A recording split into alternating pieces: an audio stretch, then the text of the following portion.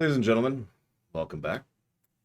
I'd like to do a dramatic reenactment for you, if I may. Kirby here is going to be assisting. Whoops, we accidentally have added an asterisk to the gameplay negatives.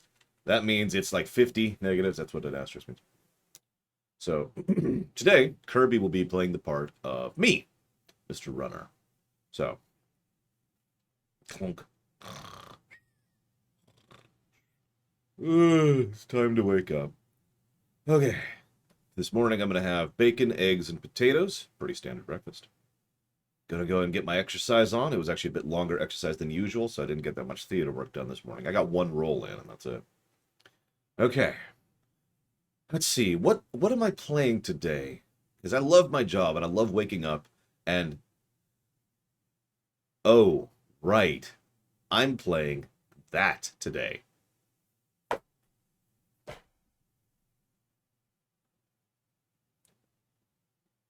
And that was my morning. Hmm.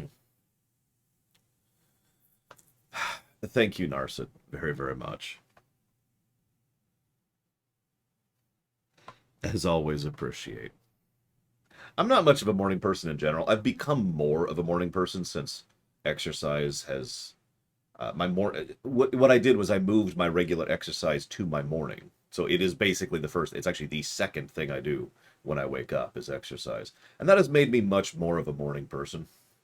I used to be terrible. I don't know how many of you have a similar problem where you wake up and you're just it's just like you're slogging through mud, you know?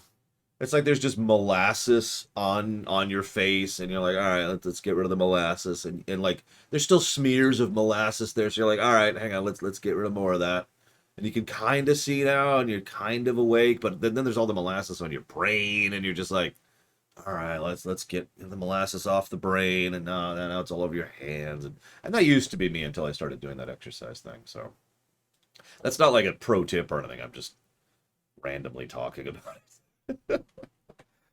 That used to be my mornings. Nowadays, I wake up and it's like, oh, okay, I need to exercise, and then I'm awake, and then I've got the energy for the day, which I need because I stream for 10 hours a day.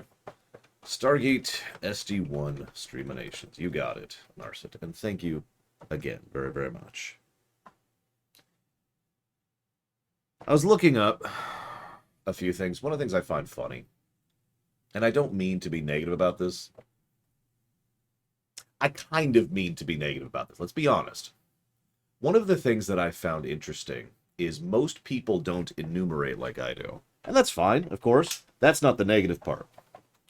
The negative part, oh thank God. Please tell me my save is there, because I'm gonna be upset if it isn't. I'm just gonna throw something into the wall.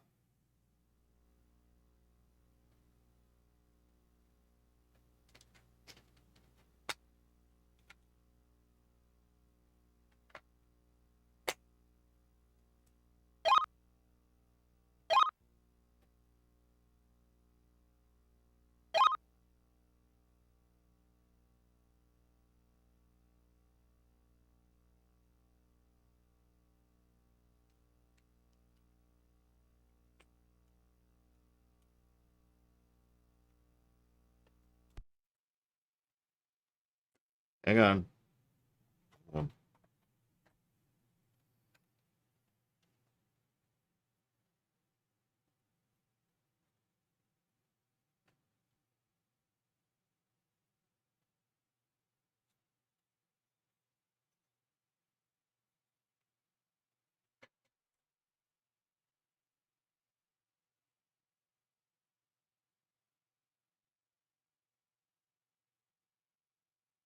I actually do have a little alcohol I could do with this, but that might not be necessary.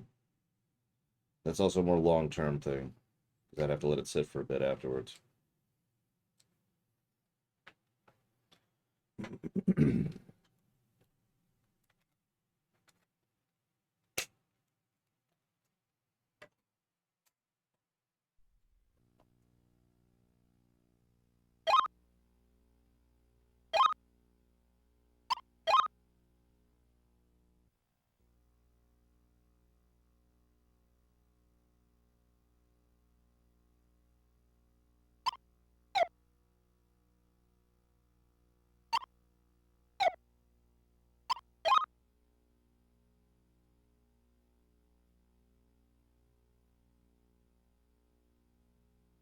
In case you missed that, because I was going through that kind of quickly, it gave me an option to format the save card. On the very small chance that you don't know what that means, that would mean deleting the save, which would sort of defeat the point.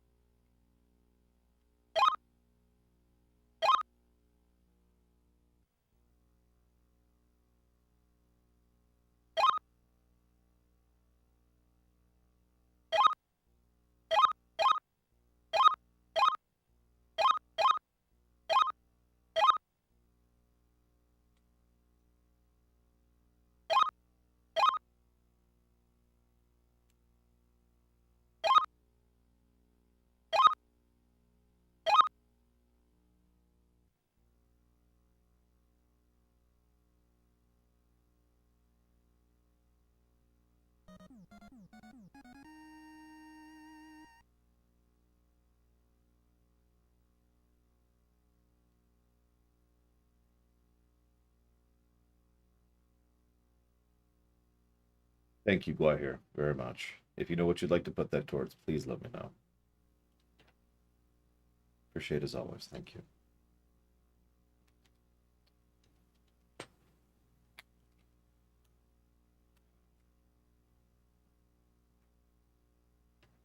This is brand new, by the way.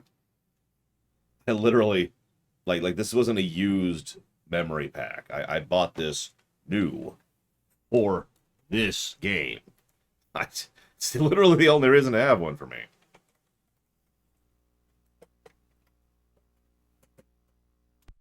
Okay, so hang on. We're gonna try something here. This, this.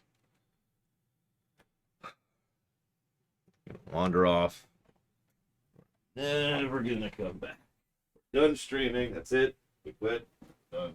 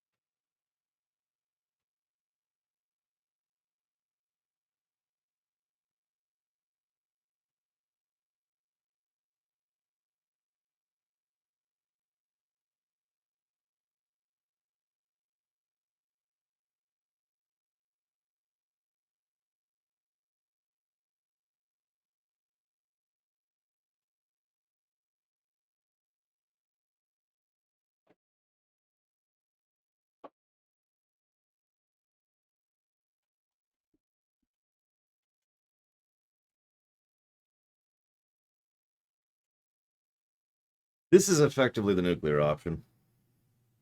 If this doesn't work, nothing will.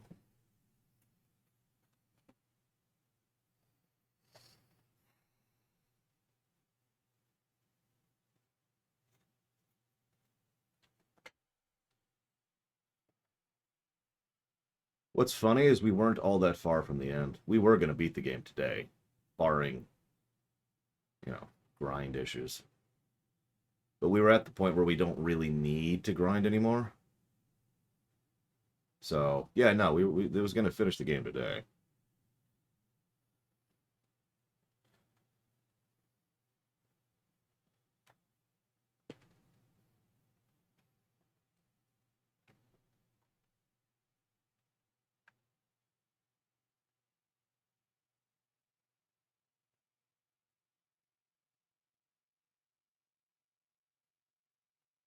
And I'm most amused by.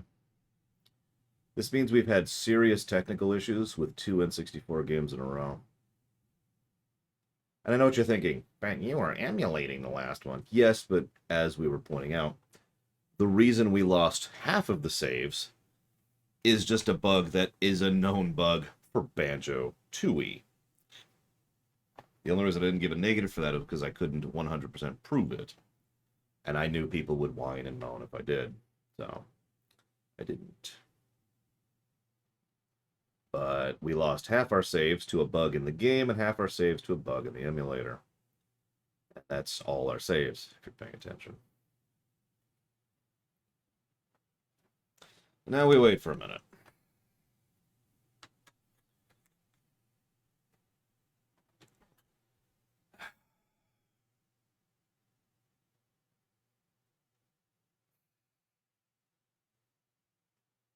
You know, it's funny. I was thinking to myself, no more N64 games, right?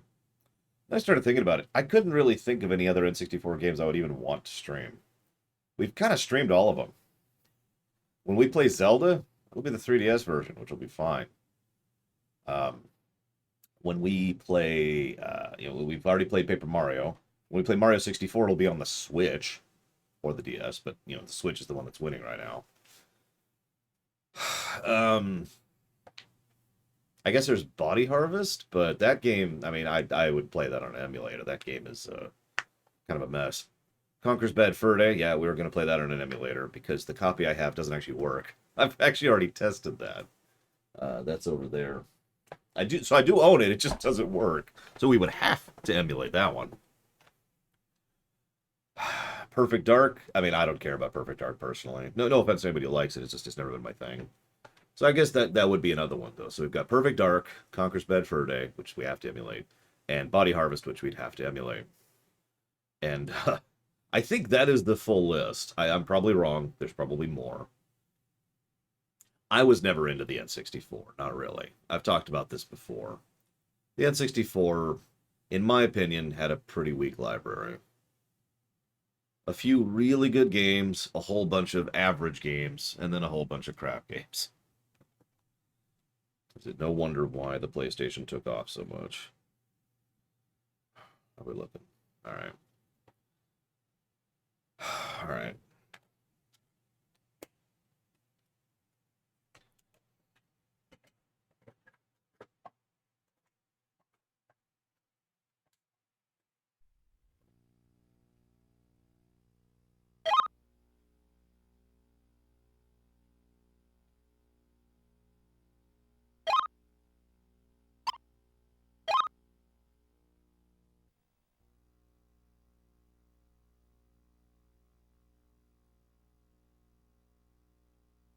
On the off chance that there's something I'm missing, go and Google this.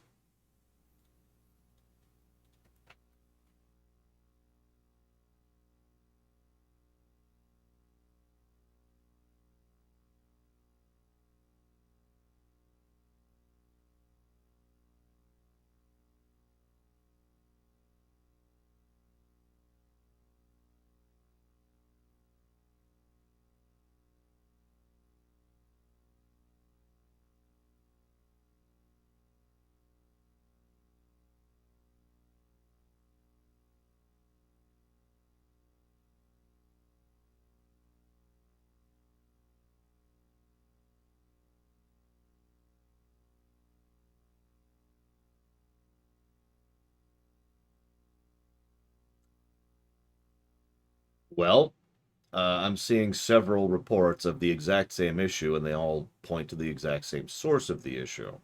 Now, here's the really funny part. This is something that I probably could fix. It would take me some time. I'd have to go grab some tools and do a little hardware surgery on the camera, but there's no reason to. Can anyone guess why? Can anyone guess why there's no reason to bother?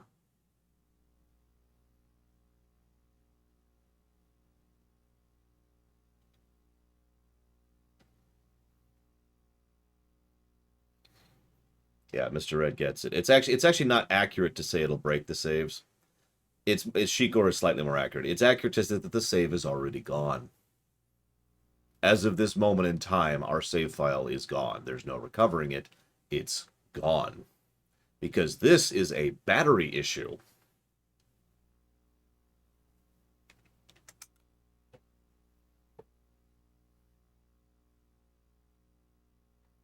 So the battery on this thing is bad and is already on its way. It was either already on its way out or I pushed it the final step. And that's game. Replacing that battery is actually pretty simple and easy. It really is. It's a one cell, right? Nobody knows what that means.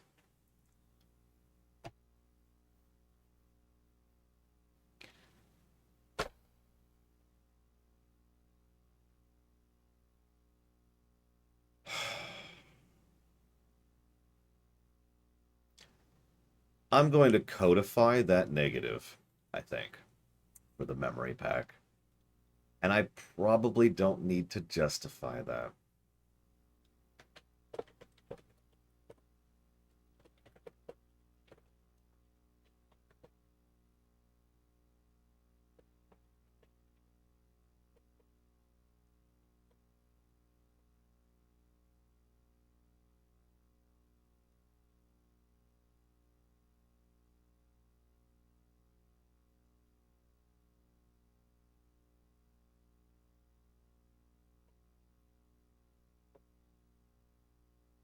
The battery in our memory card died, Sierra Mike.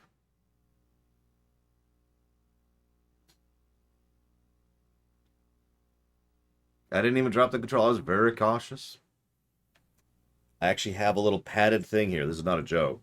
It's not like cloth, but it's a little thing to make sure it rests calmly and doesn't get jostled in the middle of the night or whatever. Just to make sure.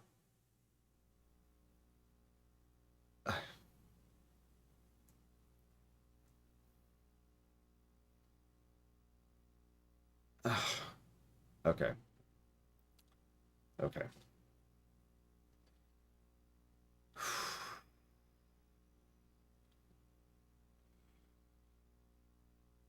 Okay.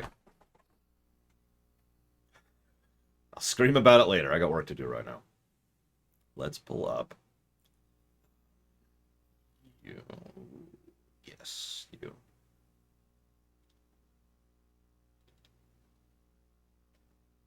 Good morning, Bregman.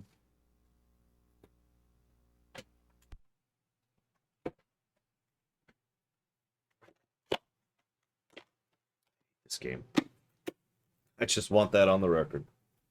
You could say, but this isn't the game's fault. Well, you see, it is about, in my opinion, half this game's fault. And I mean that. No joke, no mockery or whatever. I do think at least 50% of the blame for this problem is on the game. For its bad coding or bull crap with regards to marketing tactics requiring the memory card. I'm going to laugh because our next game we're playing is Diddy Kong Racing, which is right here. I'm going to laugh if we have like no issues with that game at all and it just plays super smoothly.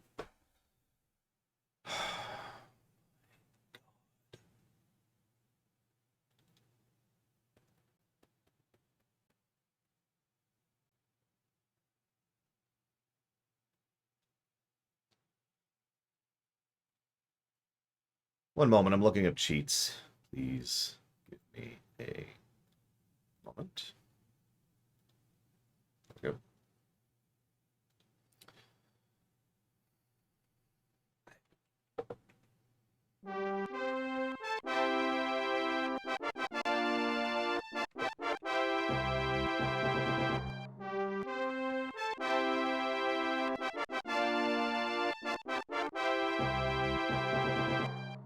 The plus side will be 4x3 instead of 16x9.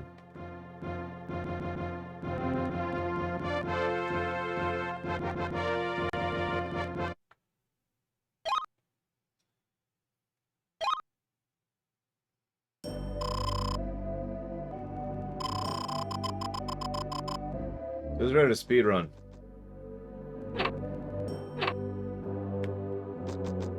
You'll notice we're a little stronger than we were a minute ago. We can show off the wind and earth and fire spells. Yeah, the game also looks better. I can get rid of this now. I just realized I don't need the window for being able to see the game, so I can just put this over here and play it in the actual game. Excuse me. That's right, I can't save. There's no possibility to save. Oh, it didn't actually show it. I'm turned around. Where am I? Where am I? Here's the door. Have a good day at work, I hear. One of us needs to. Sierra Mike isn't having a good day at work. I'm not having a good day at work. I just save stated it. That was... It doesn't pop up, but you hear this stutter? Right there. That was me save stating. But I don't rely on save states, because remember, there's a known bug in this emulator that can just delete your save states. So we need to not rely on save states. So we will be trying to save as we go through this. We don't need any items, so we're not going to get any chests. We don't need any spirits, so we're not going to bother with that. We don't need to talk to anybody, so we're not going to do that either.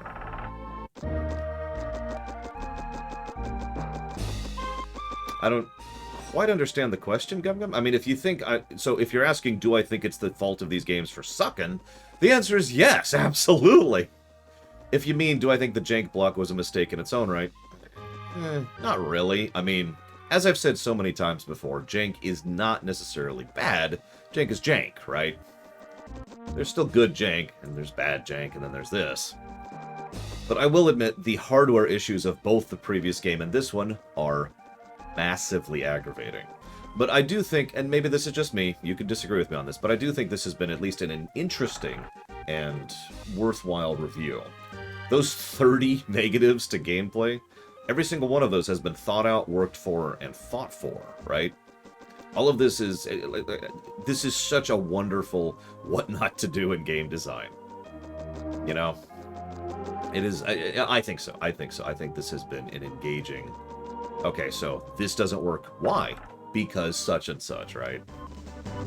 Now, unfortunately, I know this because I just checked, there is no encounters run. I do apologize, but that means, well, this is going to happen a bit. But it's okay, our agility is high, and you can tell because, well, you remember what I told you, right? The agility changes how far you can move. Well, look how large our movement area is with maxed agility. By the way, this probably looks like cheating, and it kind of is, but actually, no. This is obtainable just playing the game normally. That is actually something, if you crank your agility all the way up, here, I'll demonstrate there. If you get to 500 agility, that is what your agility movement thing is at. And we will be going before every enemy in the game, which means we are effectively going to be playing with no encounters.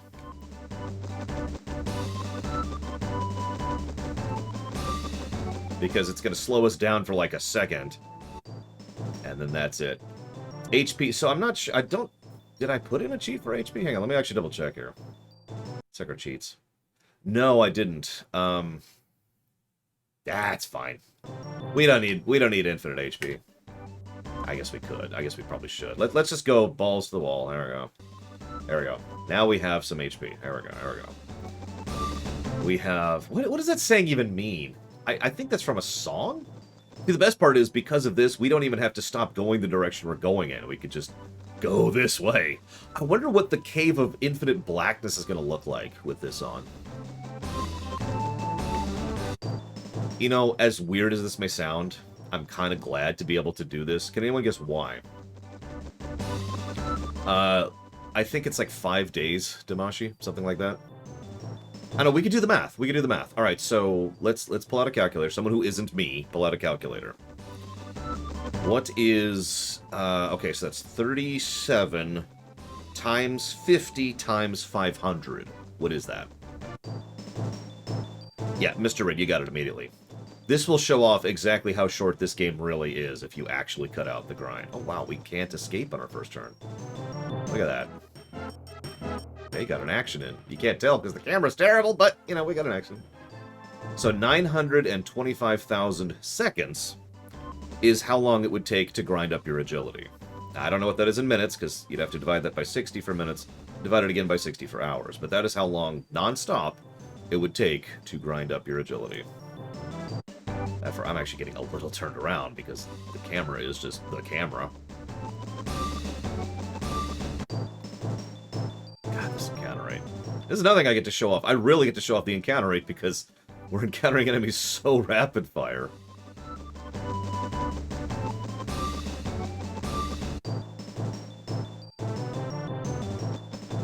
$257 hours. So there you go. There's your answer. Well, yeah, I was gonna say, it's about 11 days. Just off the top of my head. This is so much more visible. Look at this. I can actually see where I'm going. Isn't this weird? I'm really curious what the shadowy cave of stupid is going to look like in this version. I really am. But yeah, so you'd have to leave the game on and tilt and the rubber band, arguably damaging your controller, for 11 days to get to this point. But you could. That is for agility max. Yep.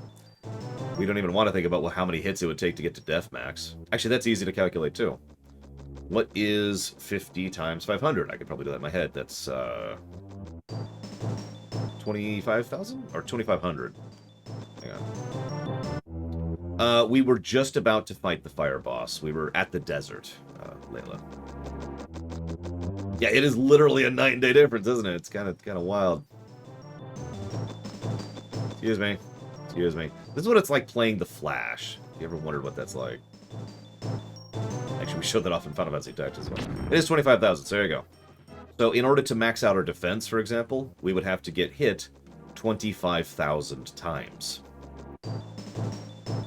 And, consequently, the exact same figure would max out our HP. So we can max out our HP and our defense simultaneously if we got hit 25,000 times.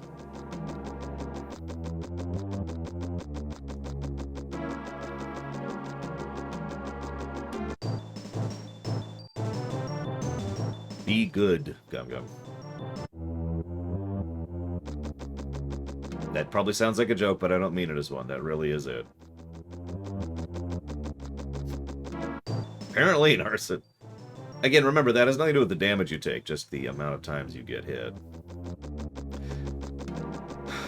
I also feel like the fog has been pushed back, and that would make sense, because I'm pretty sure I have a setting on my emulator to push back the fog. So, first boss.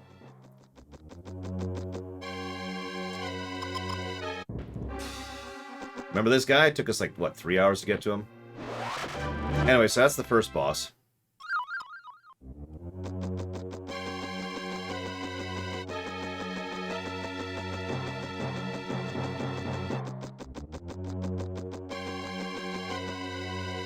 So I should have mentioned that I've never cheated in this game before.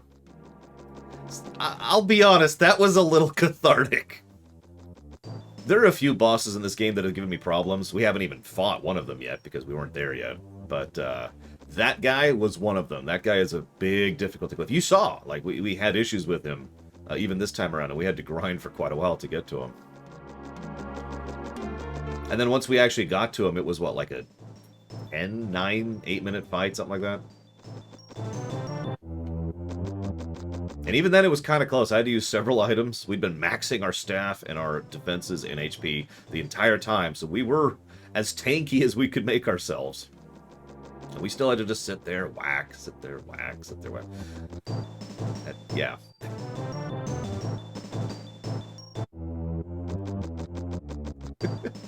Oh my god. This is really putting a limelight on the encounter rate, too. When you effectively remove the encounter and just have the encounter rate, you really see just how bad the encounter rate is. I should grab a save state just in case, even though we shouldn't rely on those. I will remind me to make an actual save when we get to the second town. I was actually, so you notice I didn't even go to the first town because I didn't have a reason to. I probably should have just to get a save. So when we get to the next town, I'm going to save. Or, actually, no, I guess I don't need to. How are you going before me? I have 500 agility. Well, that's a good point, Narset, though. That is a valid point. I could just hit one of the cottages. They have a save point, too. So when I get to the next cottage, which I believe when we hit the boat, I'll go ahead and make a save, just in case. Because my hardware luck lately has not been good. God, this encounter rate. We've already given 2 negatives for the encounter rate, which I stand by. I don't think this is 3 negative worthy, because I've seen games that are 3 negative worthy, and that's the whole system, right? 3 is the cap. You give 3 negatives for something, that's the worst you've seen of that concept. And I've seen RPGs which have a worse encounter rate than this, so I think 2 is as far as we're going with that. And if you're thinking, God, what game can have a worse encounter rate than this? Now you know true pain. Good morning, Darth Madaro. Welcome to the first dungeon of the game, which we're still going through. Reminder, this is the best dungeon in the game. As I pointed out earlier, the game just gets worse the further on you go. Hey, look, a chest. Does anybody here like to loot? Because I don't. You see what I mean, though? I kind of hinted at this before. We don't have to talk to anybody, and all the NPCs are kind of completely meaningless. Because I didn't even go into town to talk to the king to get the reason why we're doing any of this. I just decided to go kill the boss without prompting, and that unlocked the door. Because it's, as I mentioned yesterday, killing the bosses is what actually unlocks progression. I think we will have to talk to one person throughout this. And we will start talking to people again once we get into new territory, because obviously, you know, I am trying to show off the game and yada yada yada. Man, I would love a no encounters cheat right about now. Anyone want to Google that? 1064, Quest 64. No encounters.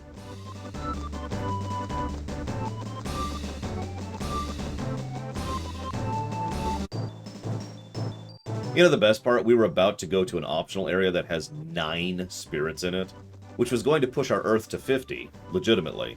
And that meant we'd be capped on Earth and we'd be doing as much damage as we could.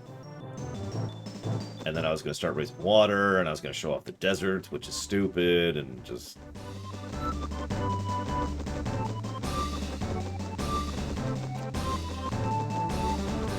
Shallowness as a negative. It's an interesting statement. I guess to really decide if that's a negative, we would have to decide if depth is a positive. And as weird as this may sound, I don't think it is. Because depth wouldn't be the positive, if that makes sense. It would be, for example, depth of combat, right? You have all these options and all of these things you can do in combat. That is the depth, so the combat gets the positive for its depth. The depth doesn't get its positive for itself. Does that make sense? So I think I wouldn't give a negative for shallowness. However, giving a negative for the combat... Because, remember, one of the things I've been pointing out as we go is how little options we have with regards to tactical choices in the combat, in the gameplay. There's very little we can do. We have our spells we can cast, we can move around a little bit and dodge, except that that's screwed up. And, I mean, that's kind of it, right? But at the same time, the more I think about it, I think I'm going to walk that back. I think that's more encounter design, which we haven't given a negative for encounter design. So we could give a negative for encounter design, and then we could get this code from Layla and see if it actually works. Reminder, we just sailed across an ocean. Love the total lack of... I'm sorry. I cannot be the only person who finds that disorienting, even knowing it's going to happen. Even being ready for it, that still disorients the hell out of me. I should save.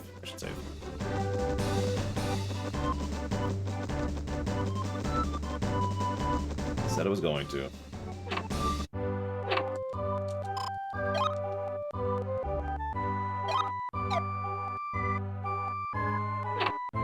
There's 2! Okay, that's terrifying.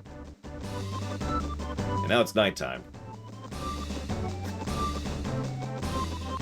One second.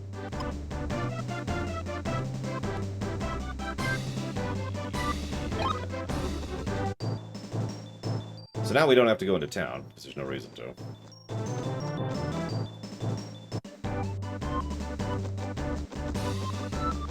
Well, I'd say it's worth at least attempting. So let's try... What do we got? What do we got for cheats? Let's see here. Pull this up. Pull this up. What do we got? No encounters. No random battles. Let's see here. That's like the same one I'm looking at. Yep. So, and none.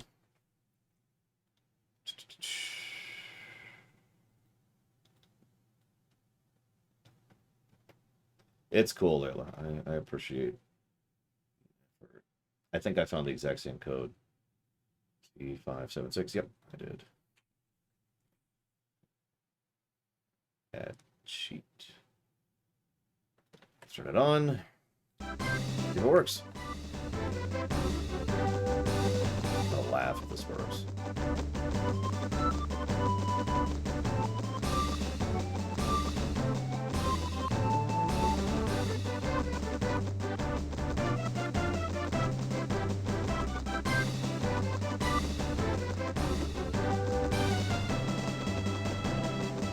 I mean, you know the encounter rate in this game, but we're not in a dungeon where the encounter rate is much higher. So it is technically possible that it's not working. And then I'm going the wrong way. That's definitely possible. But every second that passes, we're getting a little bit more likely that this is working. Yeah, we can actually hear the overworld music for the first time. I'll shut up so you can hear it.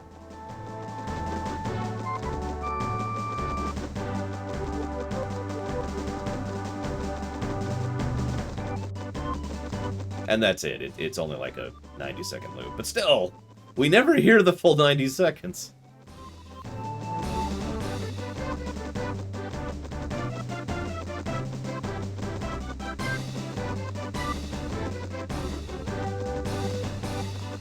Alright, so who dares me to have the Enknun cheat on? By the way, thank you. Before a boss fight. Because that can screw with it depending on how it's working.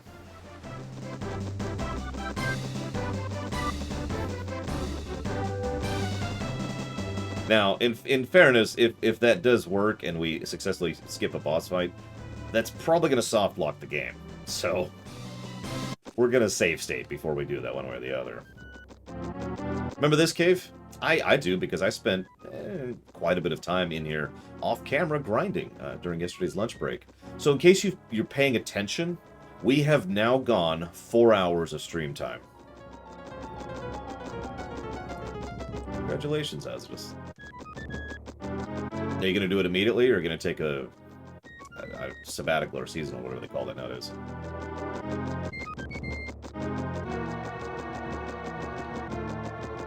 Seriously, I want you to appreciate the fact that we are now at the point where we were at 4 hours into stream. Excuse me.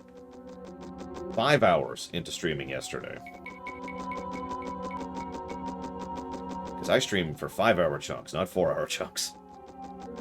Granted, at least a little bit of that was me discussing the game and debating it, but pretty much all of that gameplay time was gameplay time. You know, either leveling or grinding or leveling.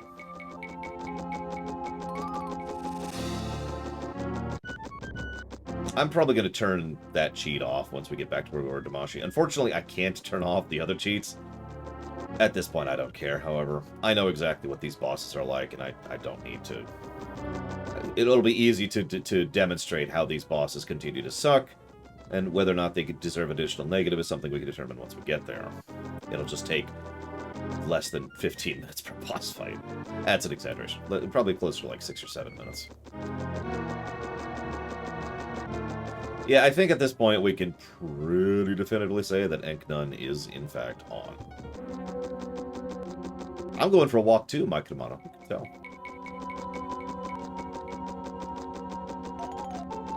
That's all I'm going for. Well, we're not there yet, Mr. Red.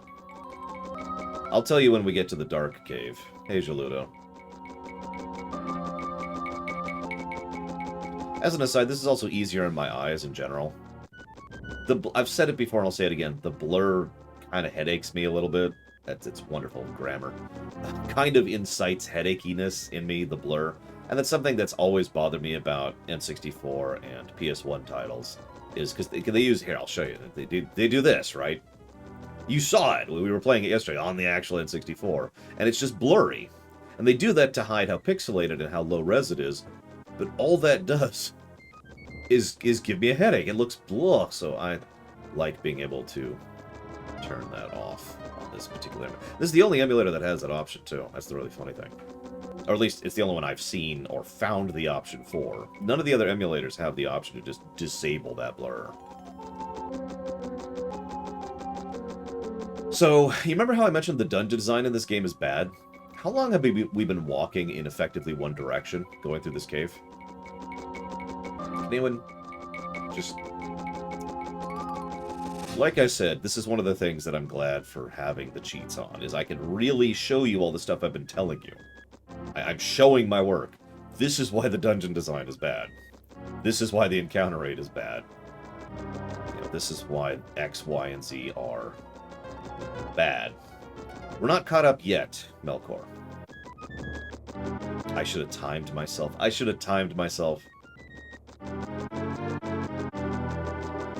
So, now that I'm going in a straight line, I can finally bow and say thank you, Jesse Ward. Very, very, very, very much. Is that... Yep, 6 months. My goodness, thank you. I'll put that towards Suikoden 1, if you give me a second. Put a thing here.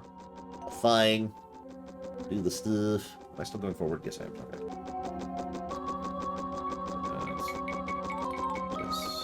Jesse underscore Ward underscore 662. By the way, we have just now passed as far as PAX has gotten in this game, ever. That's going towards... Whoops. We code in. We've only killed one boss so far. We are probably 2-3 minutes from the second boss.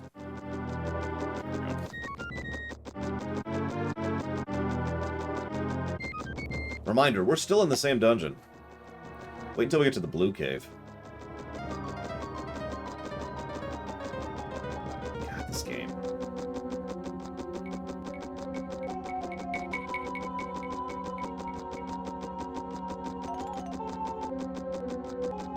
You know what's funny? This means I now own 2 memory cards for the N64, which are literally just paperweights.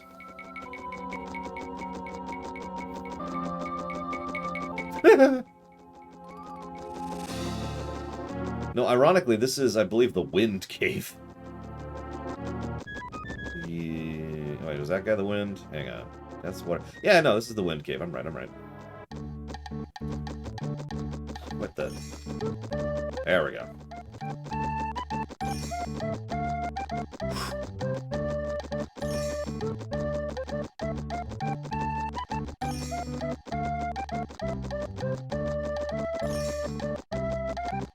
Oh yeah, save. I should probably get a real save in. That's valid. It's always something that can go wrong. I think, is this the store or the... Oh, yep, that's the store. I don't want that. Real quick, thank you, Linkelda. Always appreciate. We'll look at that donation in just a second. I want to save before, like, my universe explodes. Before a freaking lightning bolt, because there's a storm going on right now, crashes through the ceiling, live on camera. Hey, Shannon. Oh, wait, we can see how attractive she is now. Oh, yeah, that's... Oh, my God, she has cleavage. I have never seen that before. You see it? It's painted on, but you see it right there?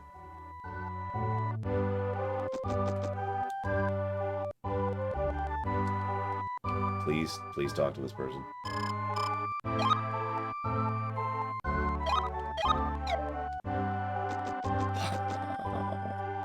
Yeah, like, I've never realized that was what that's supposed to be. Remember, I've never emulated this game. This is, for all intents and purposes, my second time playing it. My first time emulating it. I've never realized that was what that was supposed to be.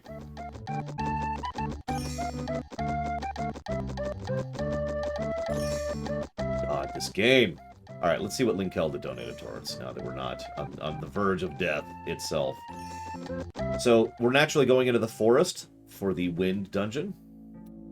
Jack 2 and Jack 3. Are either of those already on the list, Linkelda? Do you happen to know? Whoops, wrong way. Super turned around. If neither of those are on the list, I'll look into it later.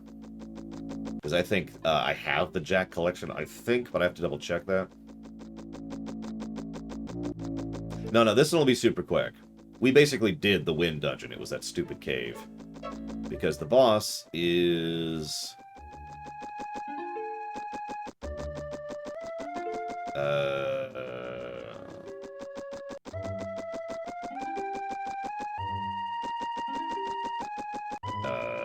hang on. We should have fought the boss already. Where's the boss? Never mind, there he is. Okay, we're okay. So it's save state. Let's encounter the boss with the no encounters code on. Oh, thank God. So we can just leave the no encounters code on. Hey, what's up, buddy?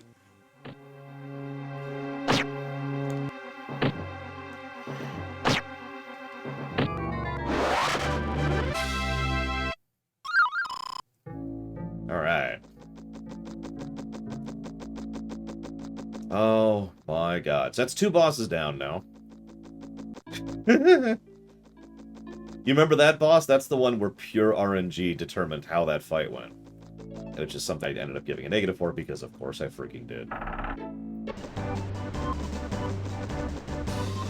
You know what's really, really, really sad? We could do more damage with Avalanche than we are currently doing with our maxed out staff.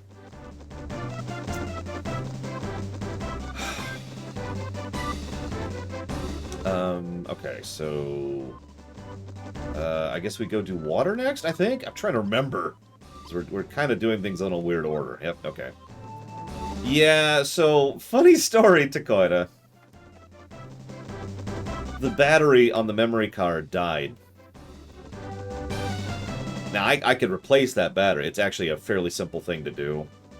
I could probably even get the parts for it today to do that. But that means the saves, which are on the battery, are freaking gone as of now. Like, that's a done deal.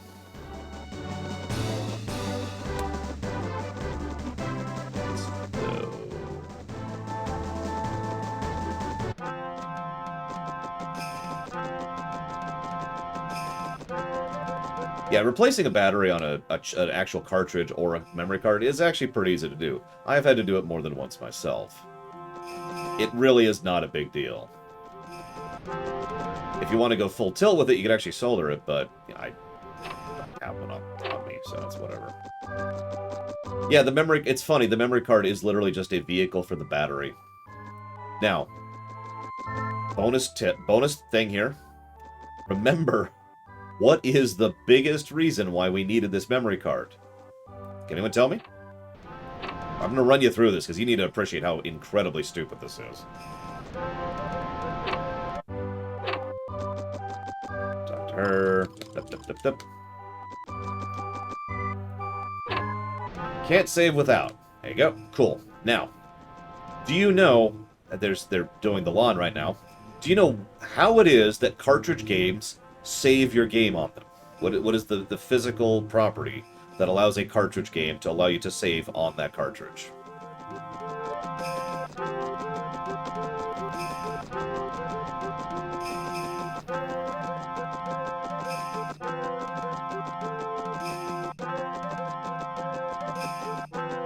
Yes, well, I'm going to talk to her later. Yeah, most games save on the cartridge, and so I'll just tell you, because nobody's actually getting it. The answer is battery. There is a battery in the cartridge. And that battery is what you save it to, right? You with me? You see where I'm going with this? So instead of just putting a battery in the Quest 64 cartridge, they require you to buy a memory card which has a battery.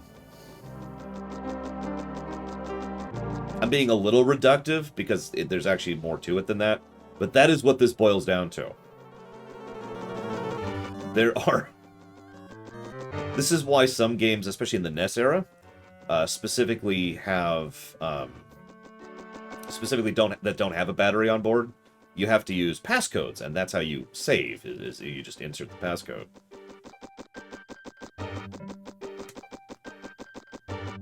No, you did not, Linkelder. At least I didn't get a response from you. I'm pretty sure I own the Jack collection, but I would have to check, and if you'll forgive me, I kind of want to get caught back up to where we were and be done with this stupid game. But I'm not sure if they're on the list already, because if they're listed on already, then I've already done my homework. Okay, Jack 2 is not on the list. Thank you. That's what I wanted to know. So I'm going to have to make sure that I can play Jack 2. We'll see. You know what's funny about that data list? They moved away from cartridges, and then they moved back to cartridges. Or at least Nintendo did. The Switch is a cartridge. It may not look like one, but that is in the evolution of the cartridge format. Those little things.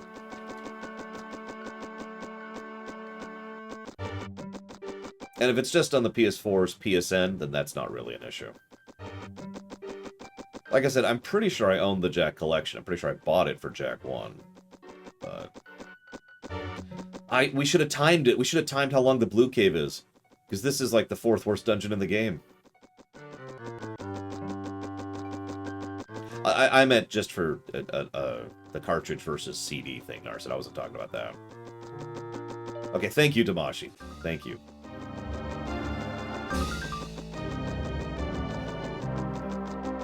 Because, yeah, nowadays, I mean, it's a joke. Although I'm pretty sure at least half of my saves are on my SD card, but I think that's a toggle.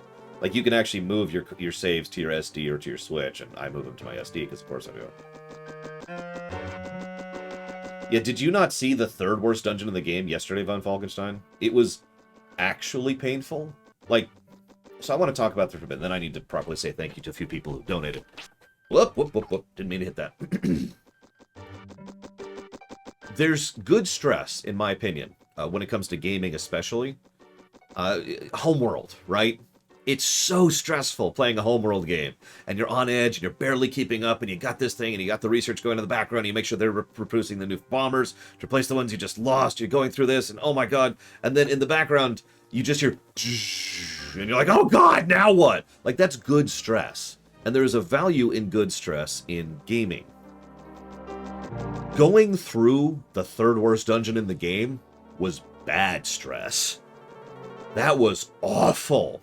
That was, oh my god, at any point in time, I could lose minutes or worse of my time into the hours range because I went the wrong way, or because the enemy got a lucky hit in, or because I overreached, and I can barely tell where I'm going, and I'm frustrated, and I'm irritable, and I'm tired, and just, the entire way through, right?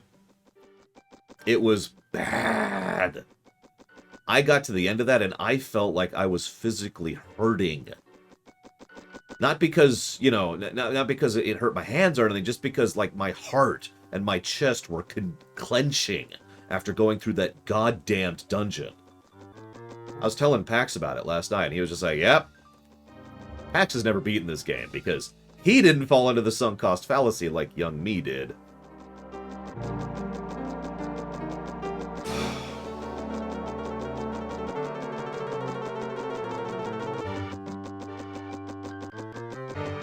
Yes, the battery on my memory card died on Falkenstein, so the saves are gone.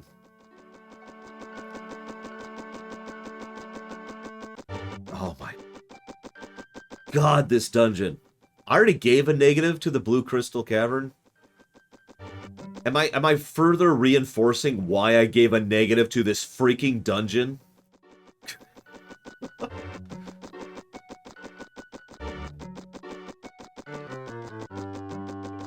This area is okay. That was bad timing on me saying that.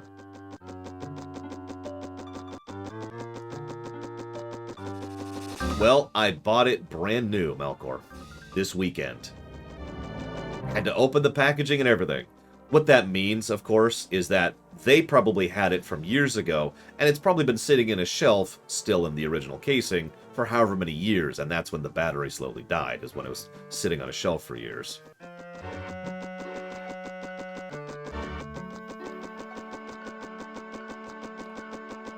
See, are we? I don't think we're gonna hit 6 minutes because this is the final stretch here. After this, I'll bow and say thank you to donations.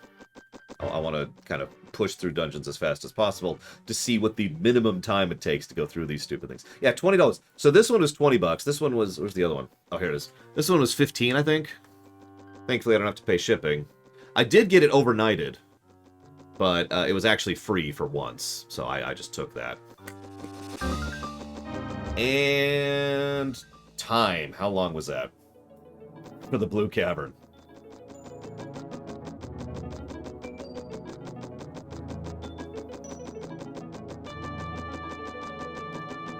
Six minutes and 14 seconds. Wow. Actually, here, this is a decent song. So because I gotta bow for a minute. So first of all, thank you, Linkelda, very much. I'm not going to commit to Jack 2 yet. Do you want to back up for Jack 2 on the off chance it doesn't work?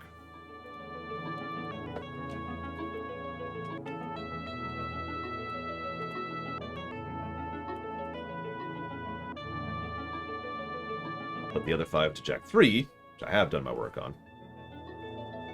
And then we've got, for Mr. Red, who's splitting it all over the place. What do we got here? What do we got? We've got 10 to the Futurama. Patience. You got it, Linkelda. Done. Thank you again. Oh, wow, Melkor Blade. Alright, so we got Futurama. Why does this format so badly? Well, yeah, robots aren't people, Gumbo, obviously. Haven't you played Star Wars?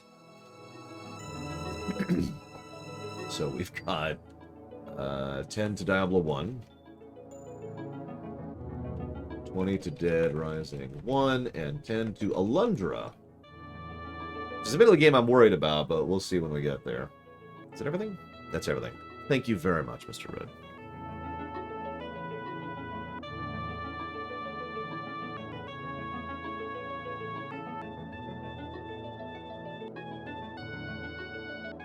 Always appreciate, sir. Thank you. And no, I haven't gotten to your takes yet. Honestly, last night, I didn't even finish my work, like my usual daily paperwork last night. I was just clonk.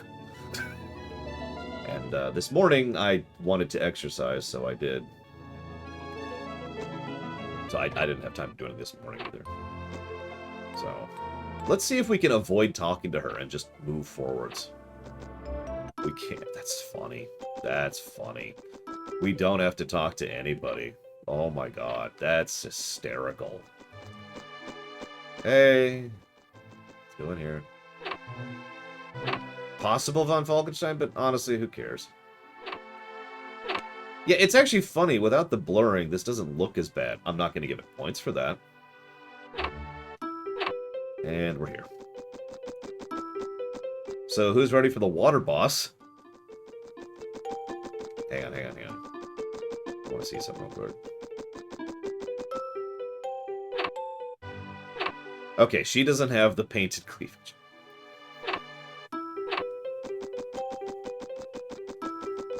I mean, it is better, but I'd rather not do that, because not only would that mean we'd have to turn off all the cheats, but we'd have to be playing the game for much longer, because we can't break the Japanese version. Remember, we were at the point where we were doing fine. Like, we had basically won in terms of strategy and tactics from the point we were at. We'd gotten all 3 spells we needed, and we were still buffing our defense and HP in the background periodically, so we were good. In the Japanese version, we would continue to have to level grind and level grind and level grind because it's more balanced, which ironically would mean it is a better game, although that would still be a negative in a different direction. I love this. The only people we have to talk to are the bosses. Oh yeah, let's actually hang on. So let's see what Avalanche does.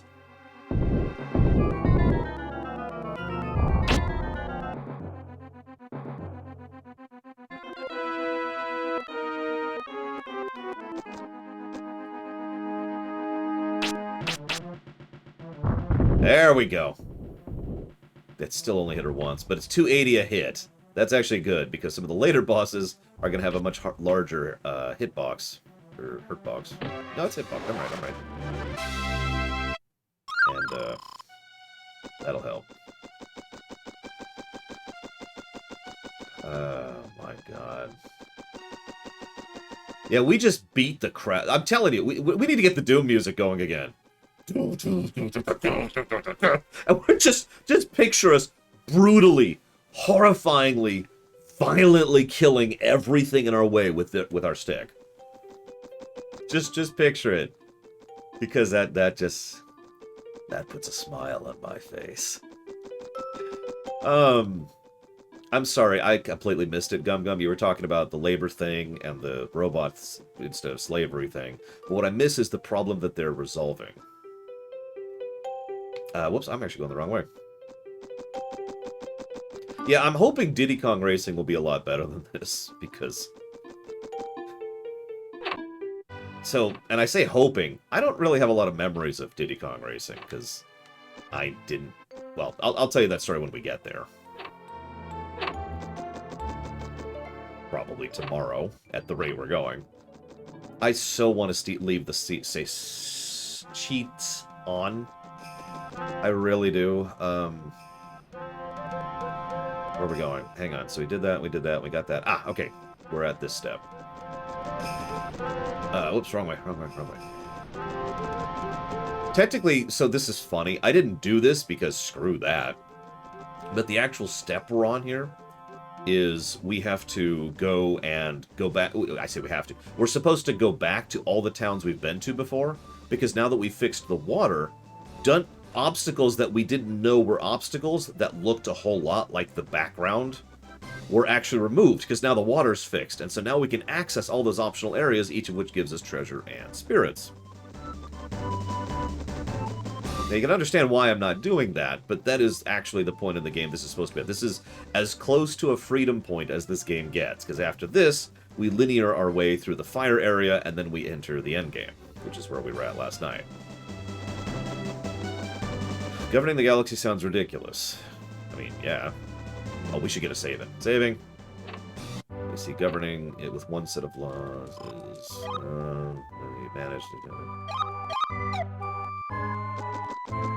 So, I'm guessing at this point, Gum Gum, that you and I are just using the words bureaucratic differently, which is fine. Because, yeah. I don't know what else to add to that. Oh, the game absolutely tells us that we're at the freedom point. Totally! Why would the game ever keep such an extremely vital and critical aspect of the game hidden? It would never do that. Love those transitions. Okay, so now we are at... Where are we at? Yep, nope, we're at the right spot. Now we gotta go talk to Queen Deanna, excuse me. And her husband, Shrieker. His first name is William. I'm pretty sure that's a reference at that point. You remember this? So if you remember, yesterday our N64 restarted on its own. Never actually figured out why. Several people independently speculated that it overheated. I actually have methods to keep it cooler now. Not that we're using it anymore. But we had to do this section twice because my N64 restarted on me. Out of the blue. So I have a lot of memories of this place.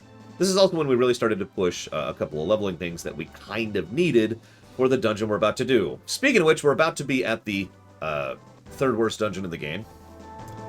So how many of you were here for the third worst dungeon in the game yesterday? Bagamaroon... What's it called? It's on the map here. Barragoon Tunnel. That's what it's called.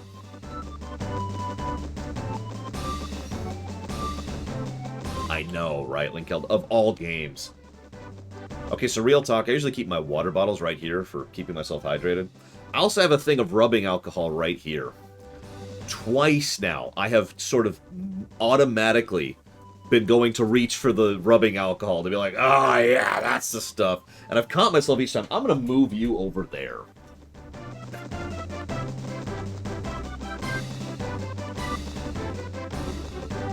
Yeah, the zigzag dungeon in total darkness. So, obviously, I'm curious what this is going to look like with the fog turned off in the emulator options, and the things. Okay, so I can automatically see better. It's still really dark. Look at that. I mean, I can actually see though, because if you remember yesterday, all I could see was a bit of the ground. And this was the dungeon that was bad stress that I was just talking about. This was bad stress, because look at this. If you didn't see yesterday's stream, please trust me. It is so easy to get turned around in this narrow corridor where the camera doesn't work properly, where the compass doesn't quite like to orient itself correctly, while it's extremely dark and I can barely see and I'm encountering something every 5 steps. This sucked so badly. This, I want to stress this. This is not hyperbole. This is not the angry video game nerd saying something for a bit or a laugh. Screw this dungeon.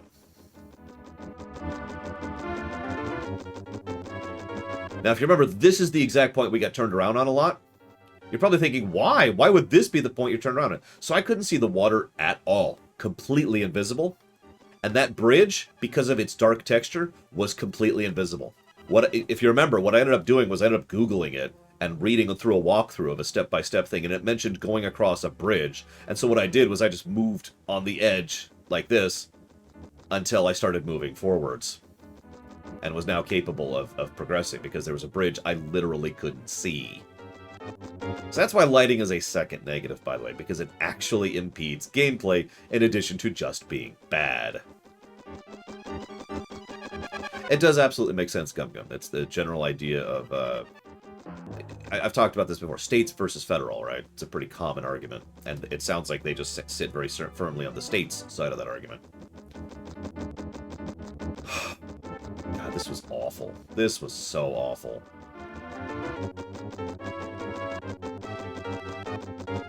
This is another part we had to look up. You remember this? Because, again, can't see that bridge, and that is the way to progress. My God.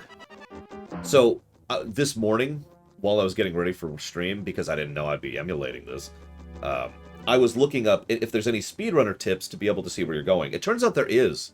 There's a specific spell, I forget which it is, it's one of the water spells, though, that specifically will change the lighting temporarily while you cast it. So what you're supposed to do is cast, okay, I can see a few feet in front of me, cast, and you can see a few in front of me, and so forth and so on. And that's how speedrunners figure out where they're going if they don't have it memorized. Have you tried Z-Quill yet? Question mark. That's what I take when I really have trouble sleeping, comma. Although thankfully I'm past that point now, period. Mom didn't sleep last night. It's becoming a recurring trend for her. I keep telling her to see the doctor about it, and she keeps not. She actually has health insurance. Oh yeah, there's actually a surprisingly large speedrunning community for this game. Don't ask me why. I don't know. To the right, to the right. I'm with you on that, Jesse Ward. I do think there's such a thing as over-tutorializing. Absolutely. And I do think there's such a thing as too much hand-holding in game design. But the thing is, most people who push against that seem to want, like, absolutely no hint or indication of anything, which, by the way, is this game in a T. Yeah, that's a good point, Jaluta. Speedrunners tend to love speedrunning awful broken games. The reason the awful block became a thing in GDQ wasn't because it was popular for the viewers, because the awful block predates GDQ becoming big. It was because one of the things the speedrunning community would do is regularly trade awful games to each other and say, hey, break this game in half and go have fun with it. And it was just something that was done for fun. Yeah, Sonic 06 speedruns are awesome and hilarious. I myself tend to really enjoy the awful block. Arabian Nights is another great awful game for speedrunning.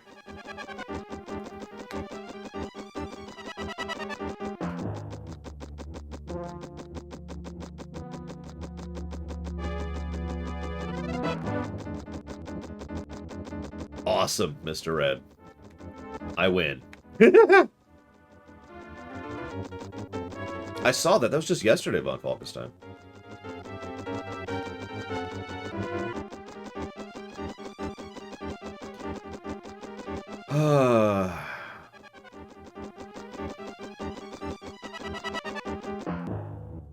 So there's... Oh my god, you can see... She has... I've never noticed this before. They separately animated her chest polygons. You see that? They're moving separate from the rest of her body.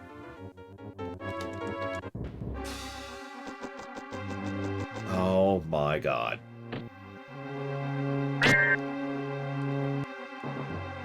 Game.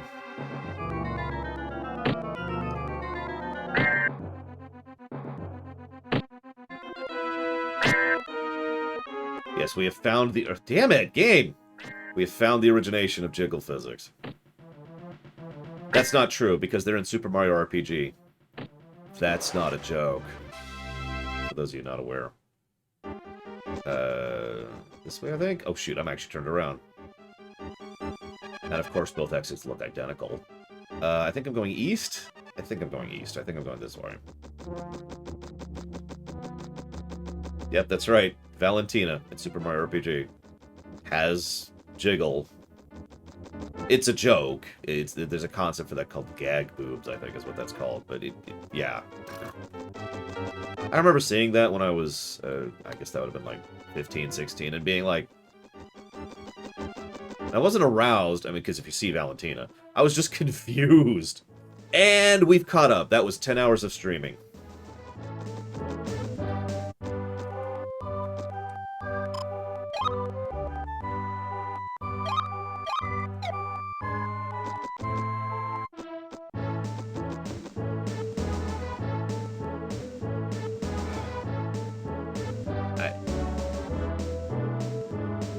So now I gotta decide what I'm doing with the cheats. Just over 5 minutes. Jeez Louise.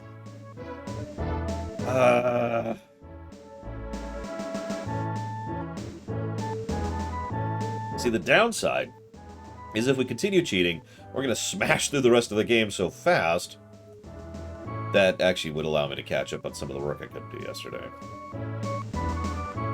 The only downside is well, I mean, we don't need the encounter rate to give a negative for encounter rate. We've already pretty codified that. And I'm already going to give a negative for encounter design.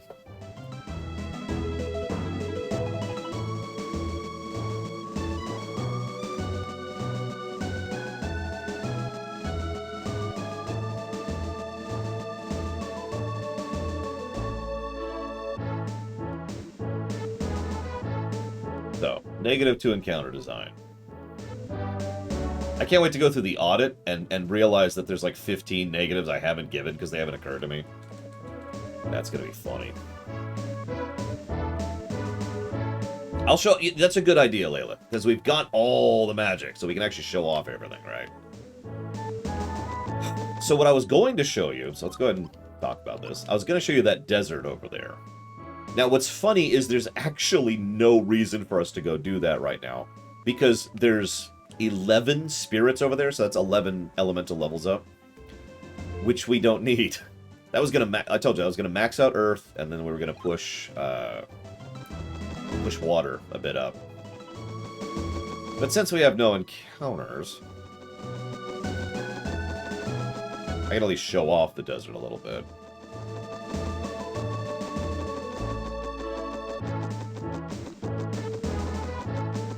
So if you've seen a desert in a video game, you've probably seen this one. This one's actually pretty simple.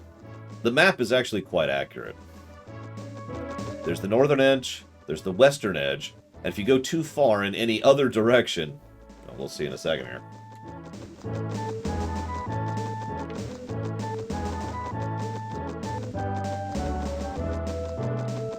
Any positives in mind? No. I've been thinking about some of the stuff that's coming up, in both terms of story and gameplay. Nothing is coming to my mind for something that I would consider to be a positive.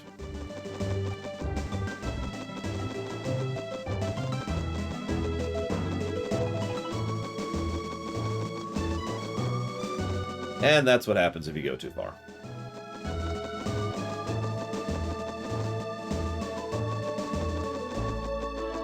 That's it. That's the desert. Where are we at? Where are we at? So we need to go southeast, it looks like. It probably is, Damashi. There is an astonishing amount of copy-pasting in terrain in this game to save time. So there's the spirit in the middle. There's one of the 11. We're not getting it, of course. No, we've had, like, other ones like Kelvin. Like Star Trek Legacy. Actually, no, that had no positives to gameplay. This might be our first game with no positives at all. I'm not sure. I'd have to think about that. Because usually, it's actually not uncommon that we give a game no positives to story or no positives to gameplay, right? Sometimes because there's just no story, or sometimes because the gameplay is just crap. But I'm not sure we've ever had a game that has no positives, period. Yeah, Drakengard had positives. Anthem had positives. Positive. Let's be clear about that. I felt bad. Yesterday someone showed up and said, this game isn't as bad as anyone said it is. And I don't like the idea of bringing something down for someone else. Oh yeah, I was in the middle of a speech and then my memory card died. So let's finish my speech. I had this prepared for today. So, let's finish the speech. One of the things I've noticed is that most people don't bother to try and sit down and really qualify and quantify liking or disliking something. They tend to just say, I like this, and that's the end of the sentence, right? Or, I dislike this, and that's the end of the sentence. Now, on the one hand, that sucks because no actual information is being conveyed there. It's just, you know, good, bad. It's a binary flag, right? On the other hand, it makes sense why most people wouldn't bother. I don't think that way, and I don't really mean that as an elitist thing. So here's the town that got burned to the ground, by the way. I actually referenced this yesterday. So, yay, burn town.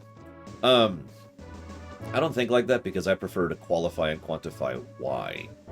Why I like something, why I don't like something. This goes back a while for me. Some of you may remember during the first Chrono Trigger Rumination, which at this point is like 9 years old. One of the things I said in that video was, I don't want to say Chrono Trigger is a good game. Everyone knows Chrono Trigger is a good game. Why is it a good game? And that's just the way my mind works, right? Now, what does this have to do with Quest 64? I've seen several people in Reddit threads, in my chat yesterday, in the GameFAQs forum posts, and I guess that's it, people saying that they like this game. How many of those instances do you think anyone ever gave a reason for liking this game? How many iterations? Or how many, let's put it this way, how many reasons do you think were given for liking this game? Let's phrase it like that. What is wrong with his face? I love how we're staying the night in a burnt-down inn. Master Brian, King Bagus of Brannock Castle, has somehow gotten his hands on enormous powers. That's the first mention of the main villain of the game. It is he who burned the city to the ground. That's not true, and made townspeople to suffer, and he did it only to test his strength. Okay. Very true, Melkorblade. And that is, of course, valid within reason. And the reason I add that within reason qualifier, and this is what pisses me off most about nostalgia goggles, is people who say, well, I like this because I felt good while I was playing this, and that's fine, because remember, they still get real enjoyment from that. What is the problem is when they go after other people for not thinking the same thing, right? If you like this game, that's fine. In fact, that's great, because that means you derive enjoyment from it. And let's be honest, that's kind of the goal. But if you come after me for not liking it, screw you. And that's my general thought process on that. But anyways, to finish this, there was in fact one reason given for liking this game. And I bet you could guess which it is.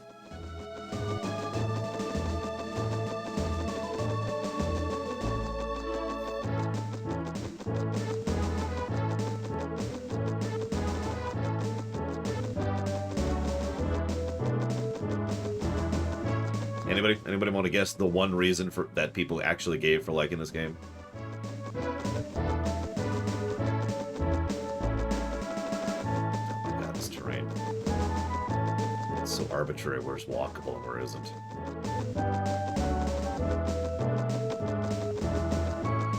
Here's the actual fire dungeon. This dungeon is actually worse than the previous dungeon we did, at least in terms of difficulty. Music, there you go. I knew someone would get there. Music was the one reason given for liking this game.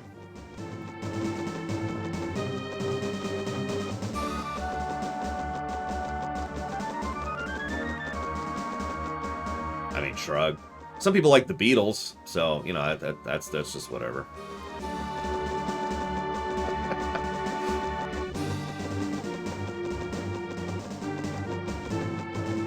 I could be more mean than that. Some people like the music in Xenogears. There you go.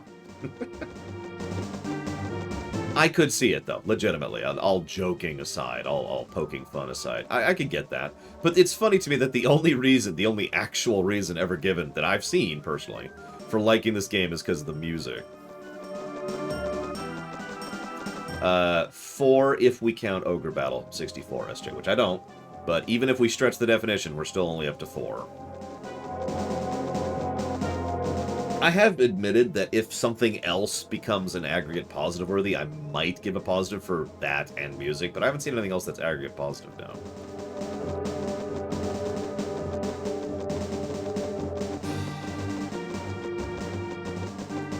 Favorite fake reason for liking this game? I haven't even seen a fake reason, Mr. Red. That's my point.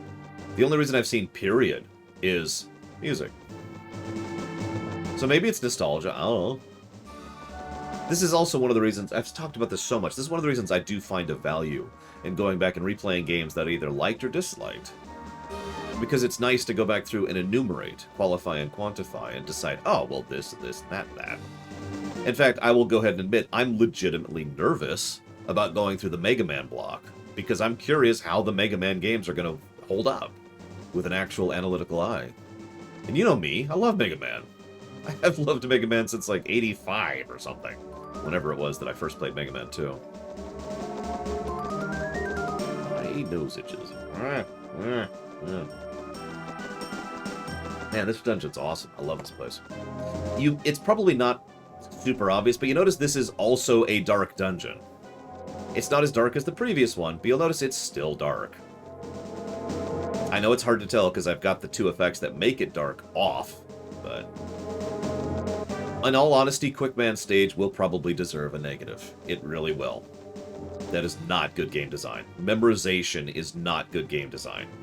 I know that stage. I've sped-run Mega Man 2, and I screw up on that stage periodically because its window for error is so tiny.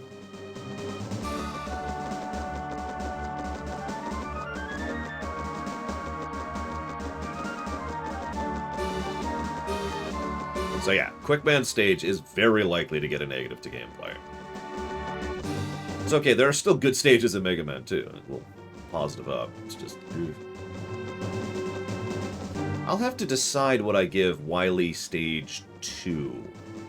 Or 3, I forget which one it is. I think it's 3.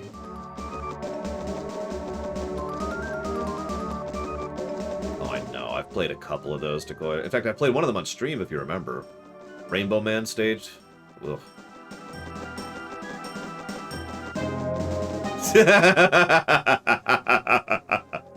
Okay, I needed that Faded Kirby.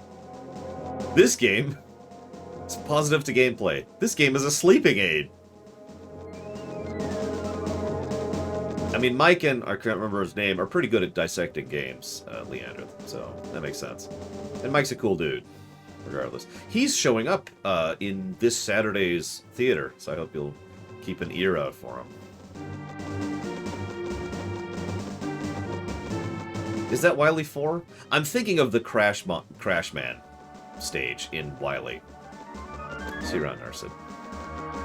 Enjoy the books. Wow, this dungeon's a lot longer than I remember. I'm suddenly glad we're cheating, because this would be... Like, I'm going to go ahead and tell you, I would be skipping encounters at this point, because remember, the point at which we were at in our save, we were good. No, Mike isn't playing Kuja, but you'll see who he's playing. We were good. We had the 3 spells we needed, our defense was good, our agility was going to keep going up, and our HP was actually quite good. We were over 200 HP where we were at. So we were doing pretty good. So I was officially at the point where I was going to start avoiding encounters for the rest of the game. So this, what you're seeing, is pretty close to what I would actually be doing, just periodically I would have to run from battle every, 10 seconds or so. There's the boss, the actual fire boss. Oh my god, look at his face. Welcome, fool. You have done my work for me, and brought me the 3 other precious jewels. That weakling Bagus, hey, we're mentioning him again, thinks that I will hand them over to him. Wrong. I, and only I, will be king of Saltland. The world belongs to me. Now hand them over. And let me go ahead, just to be full tilt, this is the strategy we'd be using for this fight.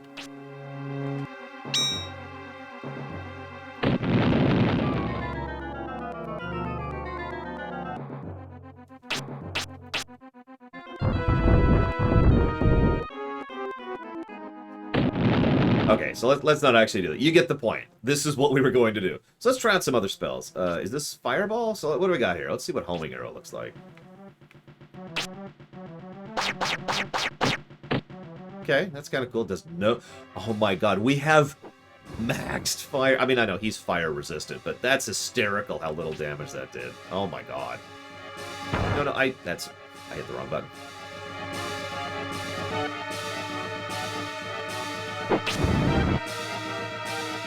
Is this fire? Yep, here we go. Okay, so we did Homing Arrow. Let's try Hot Steam. What's that look like?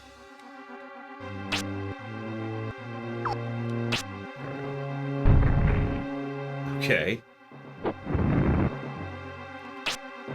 So we did Steam, Homing Arrow. Let's do just straight up Fireball. This walking animation. Hang on. There we go. Okay. Probably Dakota. So I know what compression does. Let's do fireball. We'll do compression last. Okay, that camera. Camera. Okay, fine. We'll aim this way so we can see the spell. What do you want from me, camera? This camera does not want me to see any spells. Okay. So let's do magma ball. That didn't look like magma or a ball. Okay. So I'll show off compression. Aw. We're going to keep doing compression until it lands.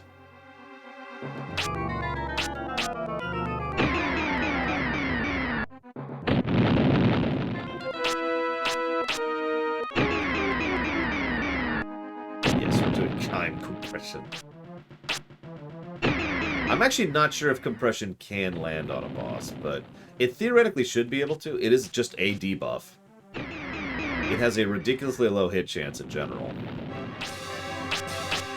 By the way, during the speedrun, you can skip this entire dungeon, and they do, in glitch percent, obviously, with the spell compression. It might not, actually. It might not hit. We'll turn off Inknut later. Let's do extinction. Okay. That's weird. Is that everything? Oh, nope, fire pillar. I think that's all the fire spells. Well, okay, hang on. So there's one other one. This is the big one.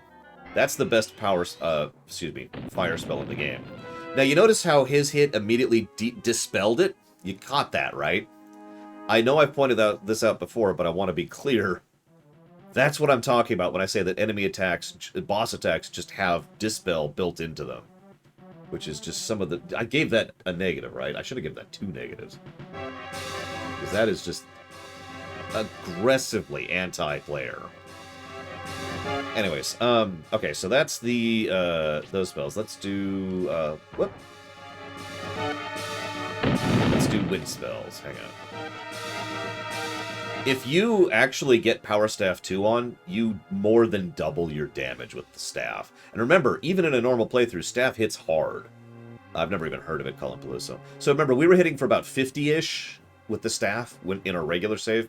So we could be smacking people legitimately, without cheating, for 120-ish while being invincible and nobody's resistant to it.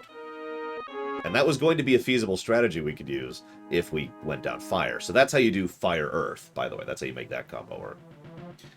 Anyways, so let's do wind. What do we got here? Evade.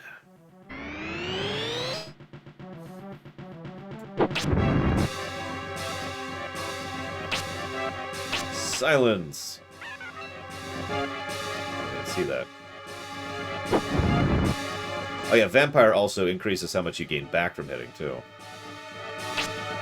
There we go, there's Silence.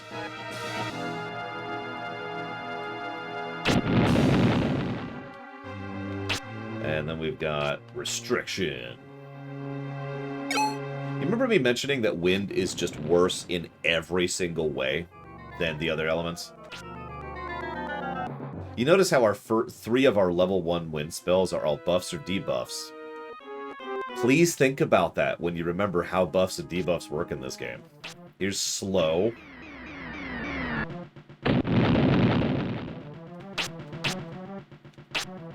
Here's a buff, which is already gone. Cyclone. Yeah, if the debuffs and buffs would last, Wind would be pretty viable. It's just a Wind Bomb. Wow, that literally didn't hit him. That's actually funny. It's a Wind Cutter. Let's see, we've seen that. Oh, he's dead! Hang on.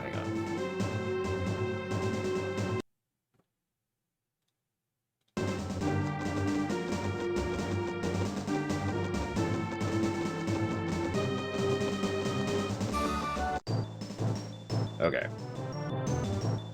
So, I don't know, it's,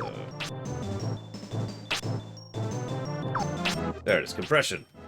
There we go, that's what compression does. Look at him, he's so cute.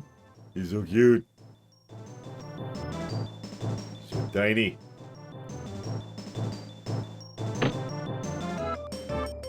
Wow, that didn't actually kill him. I'm a little astonished by that. I should say it before I screw around with this. So, this is probably not going to work. That's okay. So what else we got? We got Large Cutter and Wind Bomb.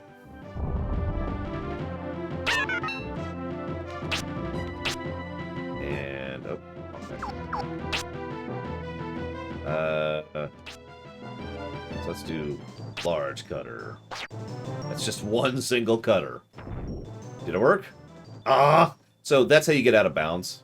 He was not close enough, but you get the enemy right up next to you, and then you shrink him, and then you just stand here, and when he smashes up, he pushes you out of bounds, and that's how you get out of bounds. Anyways. No, I stray. I'm so sorry. Please don't kill me. Where's... there it is. Ultimate Wind. Now, the reason that's Ultimate Wind, and I know that sounds strange, but the reason that's ultimate is because it requires no aiming. It just hits. Sorry. That's the benefit. Okay, so that's all the fire spells. That's all the wind spells. Let's see what we've got for Water Pillar. It does not, Melkor. I'm sorry. The enemy variety is not. They look visually different. That's kind of neat. But to use a parallel, over in Castlevania Symphony of the Night, we gave a enemy variety plus, because there's an actual variety of the enemies. In fact, there's a huge variety of enemies in that game. So we've got Soul Searcher 2, which is an AoE scan, which can still miss, because of course it can. Drain, which is actually legitimately useful, because it's a water spell, and you can drain mana out of people, basically infinitely. Escape does exactly what it sounds like. I'm not going to cast that. I know, Nero says. Yes, cat damage existed, so enough said. That's not even a joke. So we've got Invalidity. I don't actually know what that does, to be completely honest. And it won't tell me, of course, so, you know, screw me. Ice Knife, which cannot miss. Again, that's the benefit of it. You can also root. I already did Ice Wall, I think. Yeah. Did I already do... Is that everything? Oh, there we go. Walking. I have to say, there's one more. That's the water pillar that moves forward in a line. Okay, so that's all the water spells. Let's see. I don't think there's any rock spells I haven't shown off. Oh, nope, there's one. So there is... So Confusion is a weird spell, and I don't actually know how it works. No, Nero's ass. But let's see if we can get it to work. Okay, yeah, it's not going to do that. Confusion restores your MP. I don't even remember how. It's like you cast Confuse, and then you get hit, and then you get mana back for it. I don't know exactly how it works off the top of my head, but it's pretty useful if you have mana issues. And it's how you win with earth and water. So let's use Water Pillar. No, really style.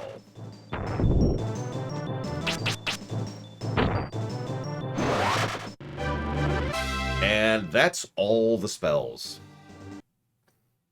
Hope you liked them. I have now demonstrated why wind sucks, and why fire is okay, but just drastically falls behind water and earth. No, I'm glad to be able to show them off, because I wasn't going to be able to in the legitimate save. Because, you know, I was going to get them. Yep. Let's just keep going down this corridor forever. I can open my... Okay, fine. Put down the controller. Open!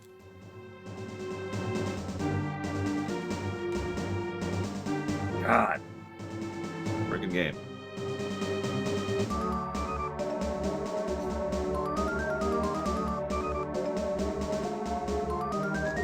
No, no, this isn't the last dungeon.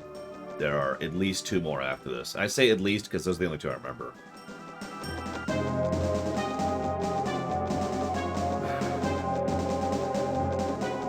I might have gotten turned around at some point, I'll be completely honest. By the way, the final dungeon's a cave. Kind of. No reason, I just wanted to share that. I want you to suffer. I want you to suffer with me. We will suffer together. Like, you've heard of that saying, we will go together. It's a slightly different variation on that. We will suffer together. So, okay. So, Fargo is like, the king thinks I will bring him the gems. But in fact, I will keep them myself. Okay. Now, I remember this distinctly, because I have pretty good memory. And younger me, was playing this in the day, being like, okay, this sounds like one of Gum Gum's stories. I'm sorry, I don't mean that. You're much better storyteller than this Gum Gum. I'm just poking fun. Cum Guardian! What was it that accidentally called him the Cum Guardian? C-O-M-E, obviously, but still. This is the enemy Cum Guardian. Oh my god, I honestly thought we were done with this dungeon. So young me, what he did was he blew a wing to get the hell out of here. And went back to town, thinking that was the way to progress. You may or may not have noticed that we're still going. Because what we actually need to... I keep slowly talking because I keep waiting for the end to be like the next turn. That's definitely the next turn is where the exit's gonna be. Maybe it's the next turn will be the exit. Maybe if I turn left, I'll see the exit for this dungeon. Oh my god! Was it Game Rant? Okay, that was the one I was referencing then, because I saw someone referencing it. Oh my god! Does this dungeon never end? Oh my god! We're still... We've already beaten the boss of this place and everything.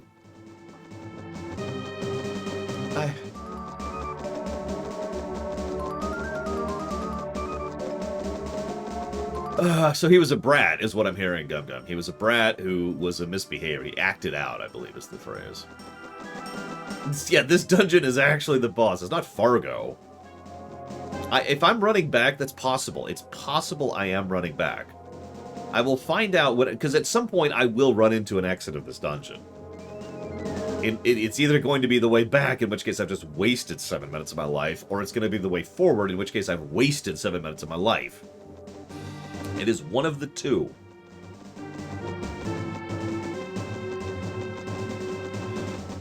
Does Dungeon Design... Dungeon Design only has one negative so far.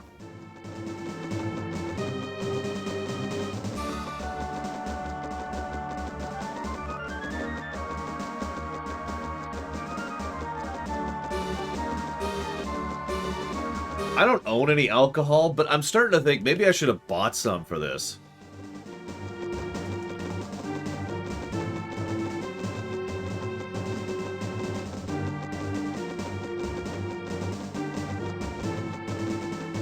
I've got to have turned around. I've got to be backtracking.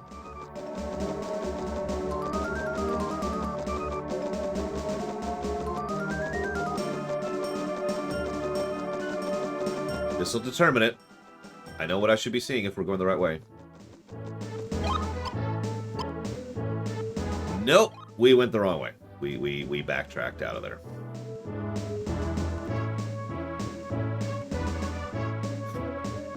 Let me double check something. Hang on. Let's pull up the walkthrough. Let's be 100% on this. Okay, so blah blah blah blah blah. Boil hole.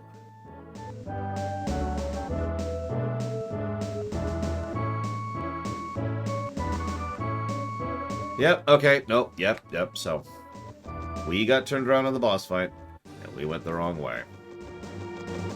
I still think this dungeon deserves its own negative, to be completely honest. To be completely blunt, I think every dungeon from this point on deserves its own negative. Would anyone like to disagree with me? And I mean that sincerely. I know sometimes I say that meaningly or jokingly, you know, But I'd like to think my tone carries that. So sometimes I'll be like, would anyone like to disagree with the fact that being stabbed in the face is a negative? You know, that's me being sardonic. But legitimately, would anyone like to argue that this dungeon does not deserve a negative? Let's enumerate, right? It's the whole point. Why? Too long, too boring, too dark. The enemies here are badly balanced. Oh, by the way, that's true for every dungeon from this point onwards. The enemy thing, specifically. Because, remember, the further into this game you get, the worse it gets, because they were running up against a deadline and they were being very rushed when they were designing this game. I've talked about that several times. And so the quality of the game just descends the entire way through the game. So, thanks, Chips here. From I think 2 dungeons ago, but no, it's right after the really long cave. So that would have been from the blue cave. From the blue cave onwards, the enemies are actually badly designed, and I was demonstrating that yesterday on the non-cheat save, because there's a person. I'm just gonna mute myself for a second.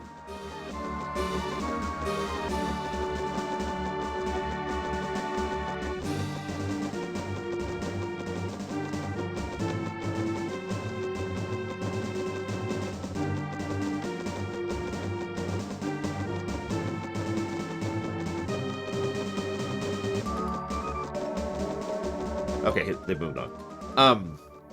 We had been going out of our way to level our defense, HP, and agility.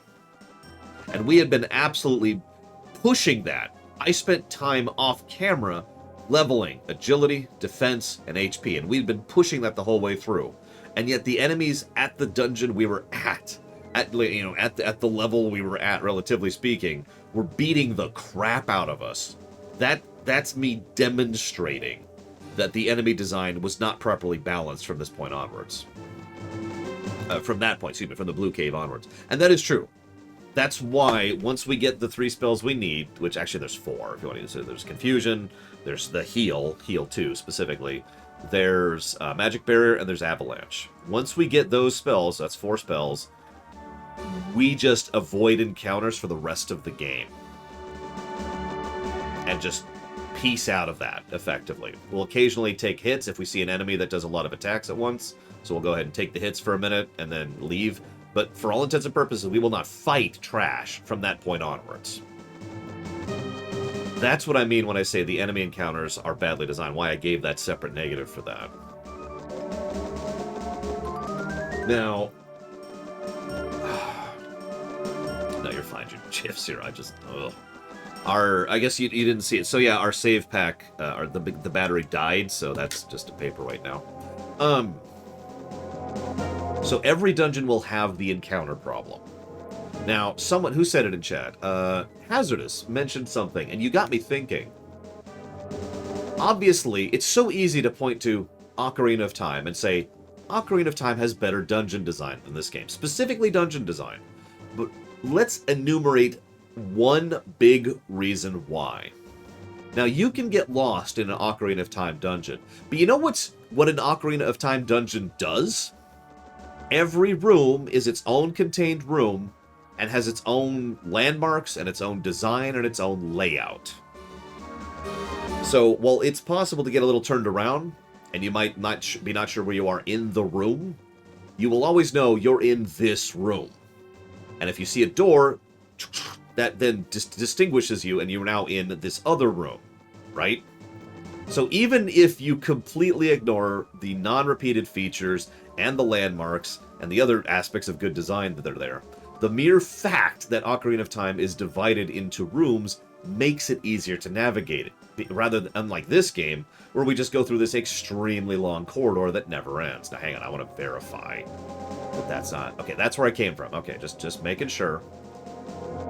And this is another thing, and I feel... So someone yesterday, at the beginning of the day, says, does this game get a plus for pushing the limits with regards to graphics?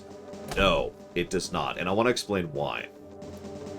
This game has larger fields, larger zones than Ocarina of Time, by a huge margin.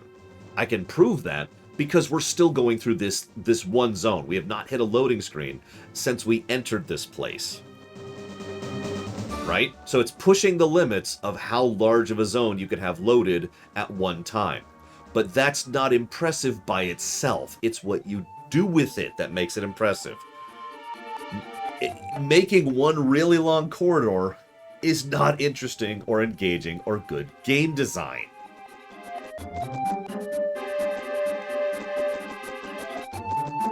So,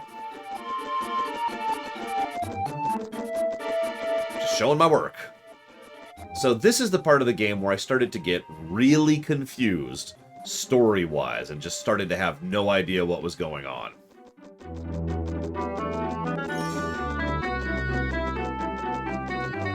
Because it's like, there's Fargo and he's like, ha ha ha, but I will never give the gems to the king. And I'm like, okay.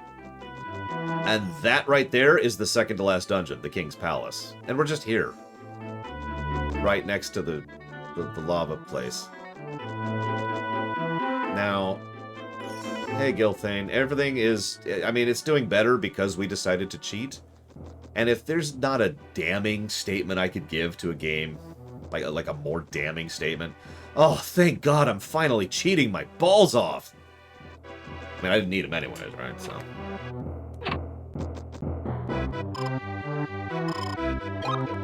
Yep, so, okay. You see this? You can decide if this is a separate negative or not. Like, that's totally a valid thing. That's the last... That's the point of no return, effectively. That save right there. There is a save past this, but if we save at that save past this, we have passed the point of no return. We can no longer return and go do any of the spirits or the optional dungeons, of which there are 2, or go back to town or whatever. This is the point of no return.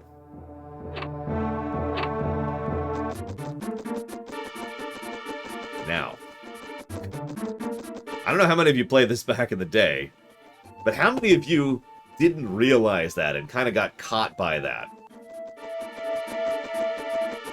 Now, I was able to bullcrap bomb jump my way through the second to last boss and the last boss by magic burying, but I was like, oh shoot, I should go back and level. Nope.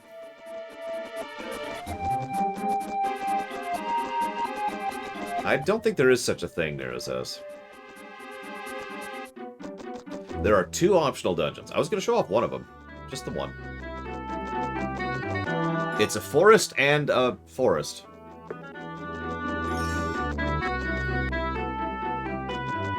A lot of spirits here, if you still need them for some reason. We'd probably have started pushing fire at this point if we'd maxed out water by now. The game absolutely does not warn you of anything. The question is that a negative?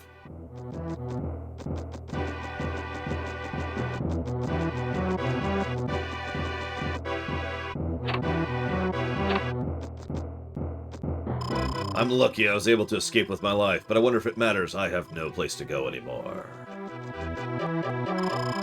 What is wrong with your shoulders? My uncle here is lucky he wasn't home when the evil soldiers raided his farm. Perhaps you can help me to convince him we'll be alright.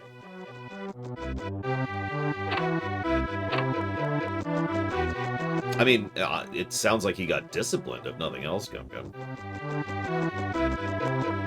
See you around, Junior Shire.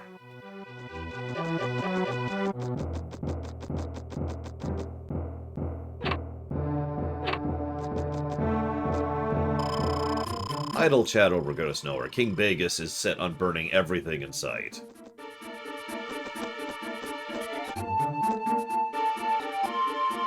Here, I'll give you this hero's drink. Oh, thanks. But you? A magician? What's going on here? Just the other day we captured another magician, but he was an older and seemed to have great powers. But I doubt he survived our king's wrath.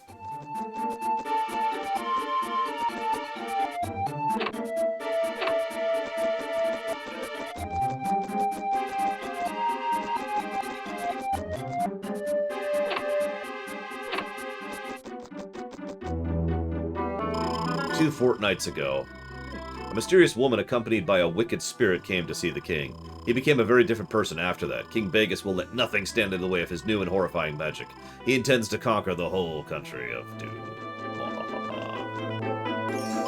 Are you thinking of entering the castle? No one is allowed through the main gate anymore. But there might be a way through the back. But why would you want to try it? Don't tell me a skinny runt like you would dare to challenge the king. Yes, that's Shannon he's referencing there. Asian cameo. You won't need to go off to war if you say you're injured, but no matter, we're all doomed anyways. It's all over for me. So many things I wanted to do, and now there's no time. All I can do is just stand here in this one spot, doing nothing. Sorry. I've caught NPC-itis. Have I already gone in here? Yeah, okay. Let's go talk to Shannon. He's right there. There we go. A shadow has fallen on the city. King Vegas brings pain and anguish to all. He has rounded up and jailed many who rose against him. It's even possible your father's in prison, if he tried to challenge the king's powers. Reminder, this is effectively the main villain of the game. And, we just heard about him once prior to this. And then we get here, and all of a sudden it's King Vegas this and King Vegas that. And I'm pointing that out because screw this story. Let's put this into a little bit of perspective. I want you to imagine FF6, because I know that game very well, and I can talk about that off the top of my head, right? So just picture FF6 in your head for a moment, okay? Now picture that we're going through the whole game, and there's zero references to the Gestalian Empire or to Kefka, okay? So, like, you start off, and you're Terra, and there's some, and you just go through this thing. There's no soldiers. There's no Vixen Wedge. You go through, and it's like, all right, and then you progress a little bit, and then you find the Returners, and they're like, hey, you should join us. They don't say what they're fighting against. It's just they're there. And then you go through pretty much the entire game, and then you get to Vector.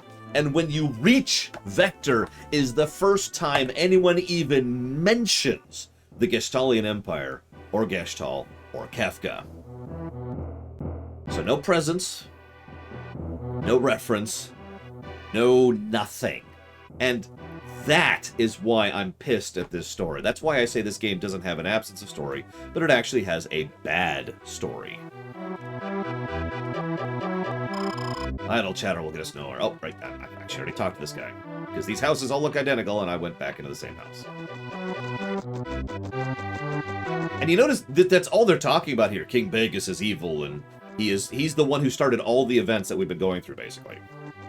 Like, he is behind. Look, they've even got cannons in his stupid thing. Oh yeah, you can't go in the front gate. Oh, okay. Well, let's go in the front gate.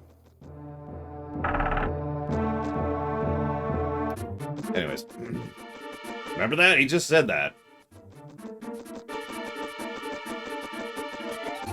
And yeah, you wouldn't even know that Thanatos is actually from Mavol, or is a Mavolian himself, unless you really dug into it, Zalog. In fact, I don't think that's in the English version of Psalm at all. So, we actually can't go into that gate. I'm gonna go ahead and admit something. I got really turned around and lost at this point. Probably because I'm a moron.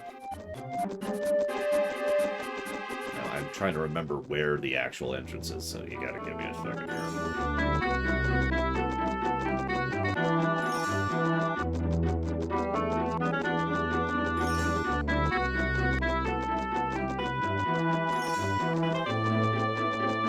If it's not obvious, King Vegas' castle is the second to last dungeon.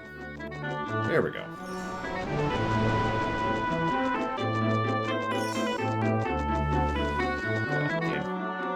Game.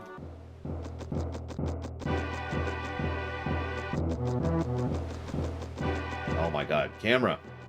There we go.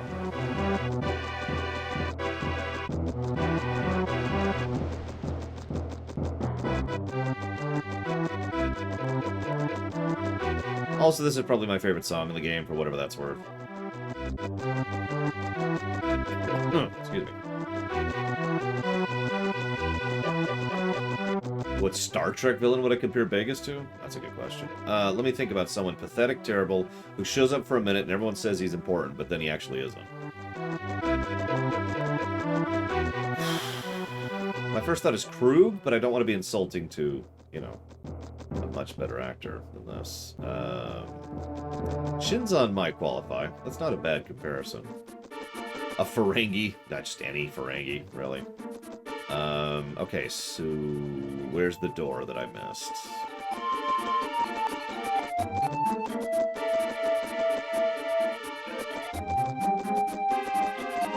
Damon Bach.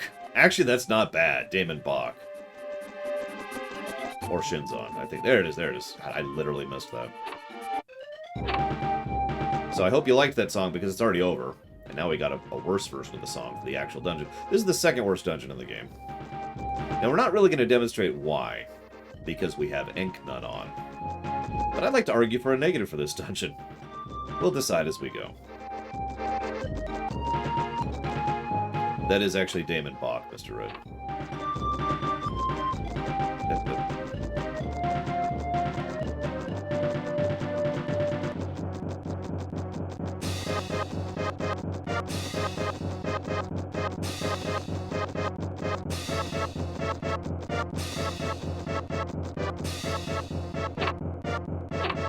Yeah, in all honesty, the wall tiles is part of why I don't like this dungeon.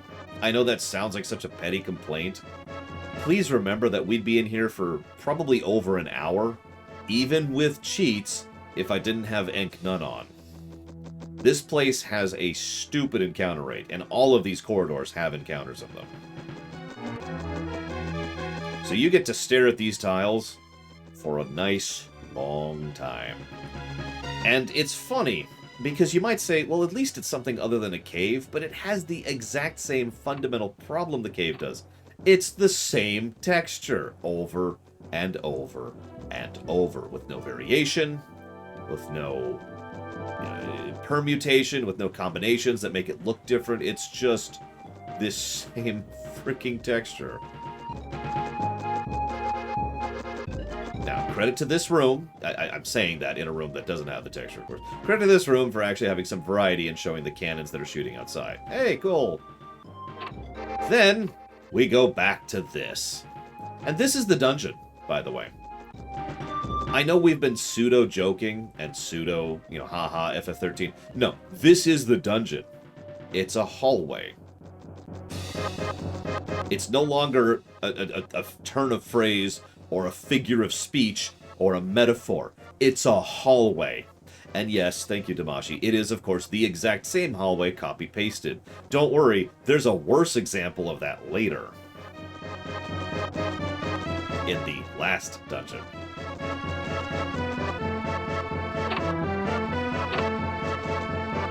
So this is Guilty. I have just been using you to experiment. Now give me all the magical powers you have obtained. I'm sorry, who are you? Who's this guy? Thank you, S.A. Ross. It took a while to get that because I couldn't go to the frame. So I had to just try several times. So anyways, this is Guilty. This is the most bullcrap boss in the game. Can anyone guess why before I tell you?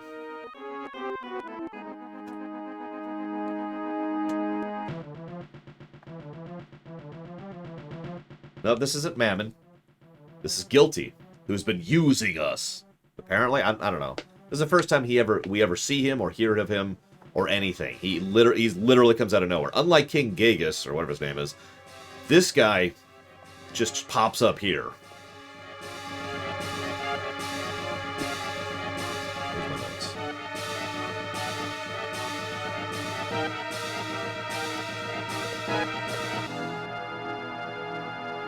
What's the name of that dungeon? What's the name of the Boil dungeon? Boil Hole. The fire dungeon's name is Boil Hole.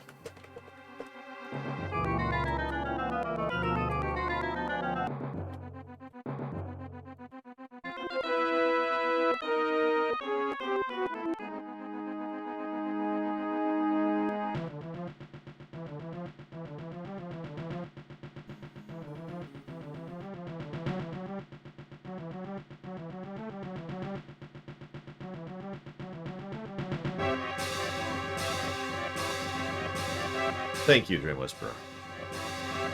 Very much, as always. Yes, this is the guy who is weak to physical damage. Or I'd say weak to. He's actually strong to everything else, would be a better way to phrase that. He does not have resistance to physical damage. The reason for that is Dream Whisperer, who put that towards StarCraft 2, and also, so why would you screw up this game so much, Dream Whisperer? But also, I want to stress this, so this is, near as I can tell, a bug. Guilty is supposed to be strong against everything, because in the Japanese version, this guy is the Hojo equivalent. This guy's the one who's been experimenting and manipulating and has been the advisor to the king, and most of the crap that's been going on has been happening as a result of his experiments. There's also an implication that several of the mobs we fight in this dungeon are people he built with his experiments, right? None of that's in the English version, of course. But anyways, so he's supposed to be resistant to everything.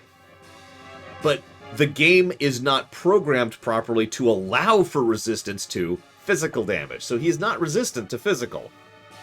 So you're supposed to smack him. And that is the strategy.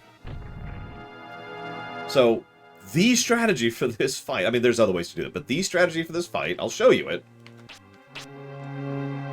is to become invincible and smack him.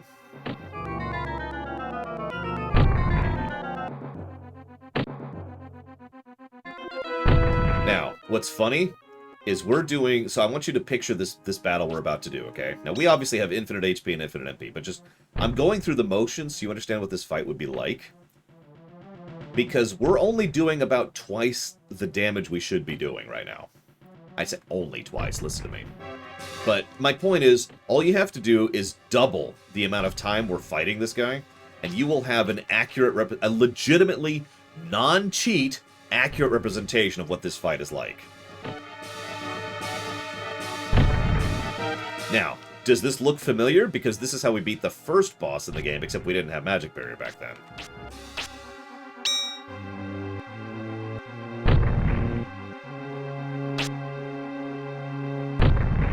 .500 agility, and we just missed. So there you go. Double that, and that's the boss fight. Thank you, Don Crow. I will put that towards whatever you put it towards. Give me a second. 13 Sentinels. Is that already on the list? Question mark.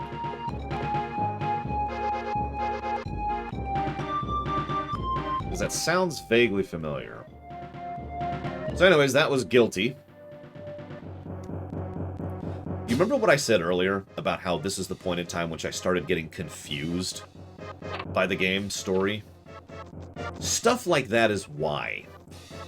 Like, all of a sudden, we're at this castle, and they're talking about this king who they've never mentioned before except for once, and how he's the one who's been behind all this stuff, and he's going to war, and blah, blah, blah, blah, blah.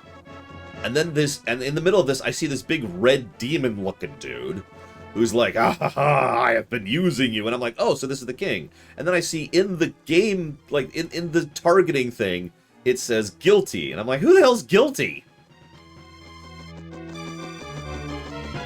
And I will never forget this. Because, first of all, because I have good memory. But second of all, because my emotions, as I was going through this part of the game, were just...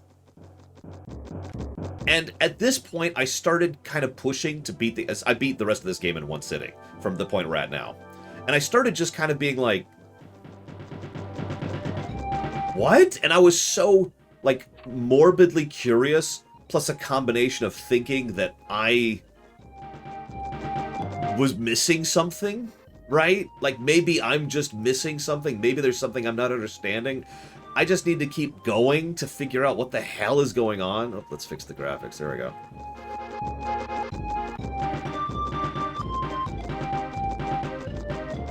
Oh, hey, a side door. That's a rare thing. Who are you? Lord Bartholomew's been taken to a remote hiding place, Brian. I came here to rescue him, but I didn't make it in time. If you have the courage to go on, I'll help you regain your strength. So if you save here, we are now past the point of no return. So if what I mean by that is we can no longer go back and do anything else. We are now locked into the rest of the game. As I discovered, back in the day. A bunch of chests, none of which we need. I have no idea who that kid is, by the way. Don't ask. I don't know. No, they do not, Damashi. So we're now locked in. We're locked into the endgame now.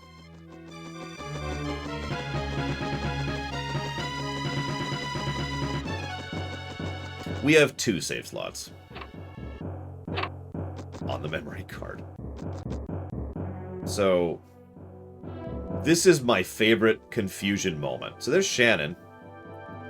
Hello again, Master Apprentice. Your power is much greater than I expected.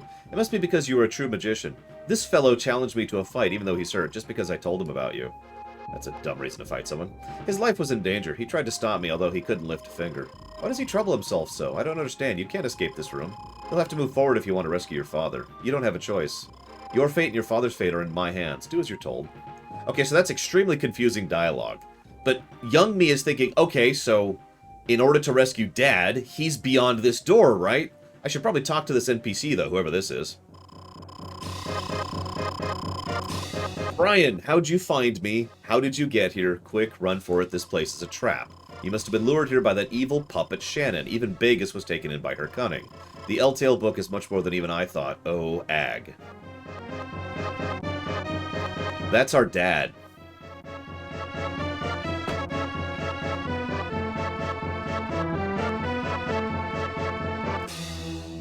I should probably mention at this point that they never name him.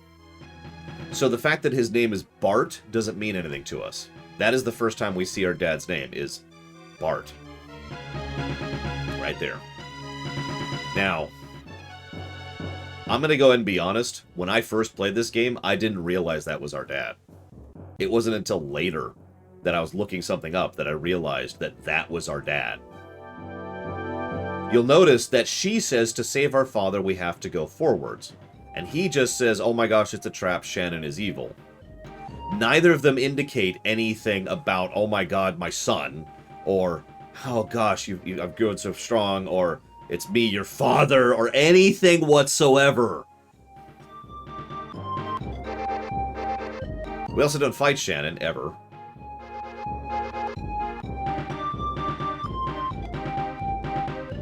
This is hilariously bad storytelling. This is catastrophically bad storytelling. Now, giving a plus to deliberately bad story, yeah, okay, I'm with that. But I've decided on the moment to give a separate negative to this, because I forgot how bad that dialogue was. I've been saving this, because I remember how I felt. I remember being super confused and not realizing that was him. But clearly that was just me being young and stupid, right? But having reread that dialogue right there, that is terrible. And as usual, there's no impact. There's no value. There's no weight. There's no nothing. There's just a dude, just some random dude, who's like, "Oh my god, that evil puppet Shannon." By the way, so she's a construct. She's a construct. She's a golem. I don't think they actually elucidate upon that in this version, but she's a golem built by Mammon. And yeah, Shannon doesn't even mention that that's our dad. In fact, you probably can't even realize. So what she said was, despite being injured, your father wanted to stop me. For no reason, right? No reason given. What was actually supposed to be happening here is the dad had managed to make it all the way in here, and then she convinced the king to spare him because she figured his being alive would give us motivation to keep going forwards.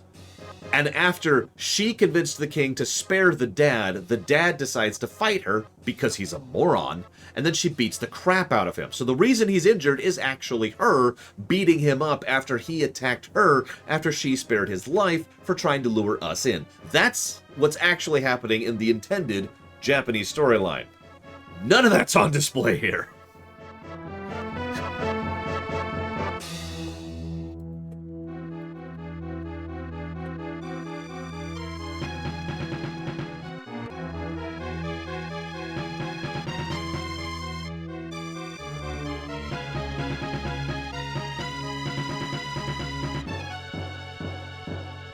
Just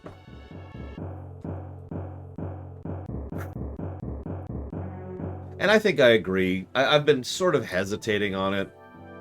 But I gotta be honest, there is a legitimate reason to backtrack in this game. In fact, there are there are 3 legitimate reasons to want to backtrack in this game. Hear me out. First of all, once we hit the point of no return, no new items. I mean, obviously there's the chest, and there's the chance of drops, but you can't go back to hit the town to refill your honey bread and refill your wings, right? And you can't go, so that's reason number 1. You can't go back to get all the extra spirits to level up your things. Remember, just straight up leveling up has a finite cap of 58 elements you can get from that.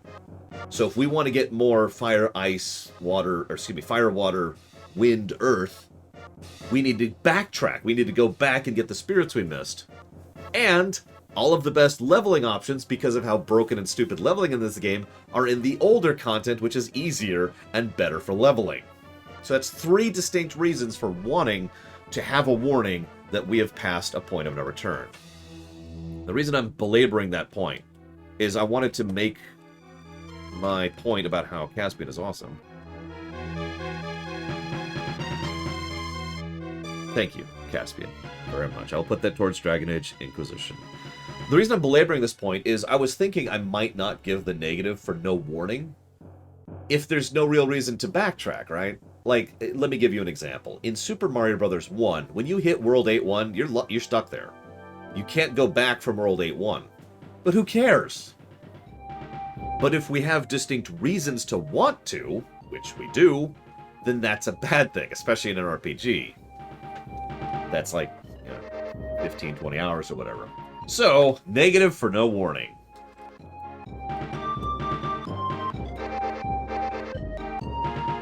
What's funny is, as with most things in this game, there's no... I don't know what to call it. I agree with that, so it's one of the only negatives I give the game. It's, yes, I think it is. I don't remember.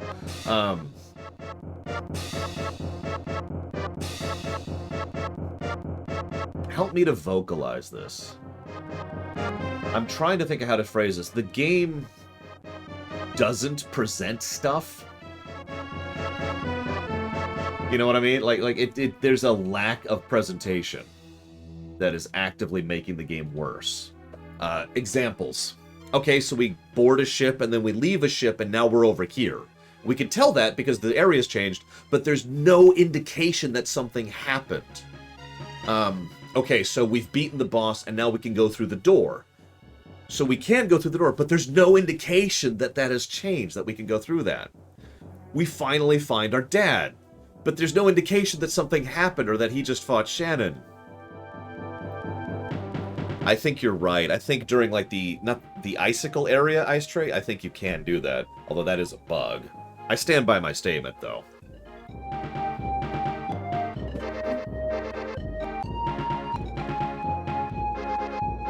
There's a lack of presentation. And I don't know how else to call it. And the lack of presentation, the literal absence of presentation, actively hurts the game. Let me explain myself briefly. How many of you seen any of the Metroid Dread trailers? Let's get a save state just in case. How many of you seen any of the Metroid Dread trailers? There's a scene where a large... I'm not going to say because it's spoilers, but there's a large creature that goes... Rah! And he's this big, gigantic monster of death, right? And while he's raging at Samus, Samus stands there looking at him, completely nonplussed, and if you're paying attention, she's just charging her blaster as he's roaring at her. That is presentation. Through body language, we get everything we need to know about Samus's mentality and how she's thinking of this and blah, blah, blah, blah, blah, right? Like, she is acting. She is characterized through her body language. This is the same thing we've seen in plenty of other games, including Doom 4 and Doom 5. It's something that they did very well over there, to use another modern example. So by showing that, we get something from the scene. We get some presentation on what's going on and how. And I point that out because you can do that without dialogue. one of the things that you can do, even in like a 2D game, I do this for my very animations, which are coming out for the Trek Rewrite section. There will be a thing where, like, there's two characters, and they're both looking this way, and something happens, and this character turns this way. And that's it. That's all that happens is they just turn around. But it conveys that brief idea of in reaction to what they just said. So even with something as extremely bare bones nothing as me, as low tier and terrible as it comes, can convey more anything through presentation than this game is doing.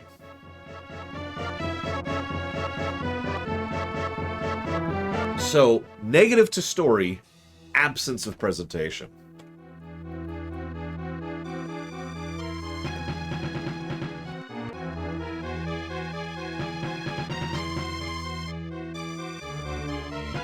Any scene that might have had any relevance or impact or significance, narratively speaking, is totally destroyed by the fact that it's just completely non-presented. By the way, to really hammer this point in, obviously I'm talking to all the characters. Of course I am. You don't have to, as I think I've demonstrated through this catching up playthrough. So you can just walk past your dad and Shannon. You can just walk into the next room and say, "Hi, bye."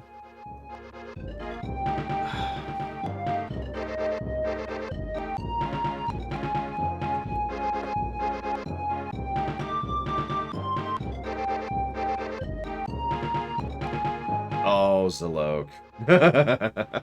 I mean, I stand by it. The beginning of the game, the very first thing and leading up to the first boss, is the best part of the game.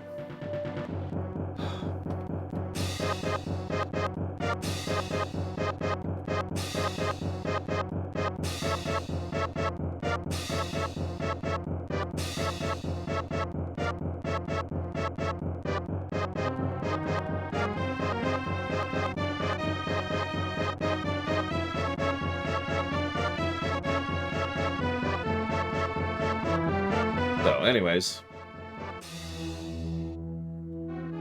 Man, what are we up to? 1, 2, 3, 4, 5, 6, 7. So we're technically only up to 7. Because we still haven't actually reached that last negative there. We're still not at that other negative. That's probably a thing. You have channels, you're funny. It's quite a... We can turn off the music. That is it. We also turn the music louder if we wanted to.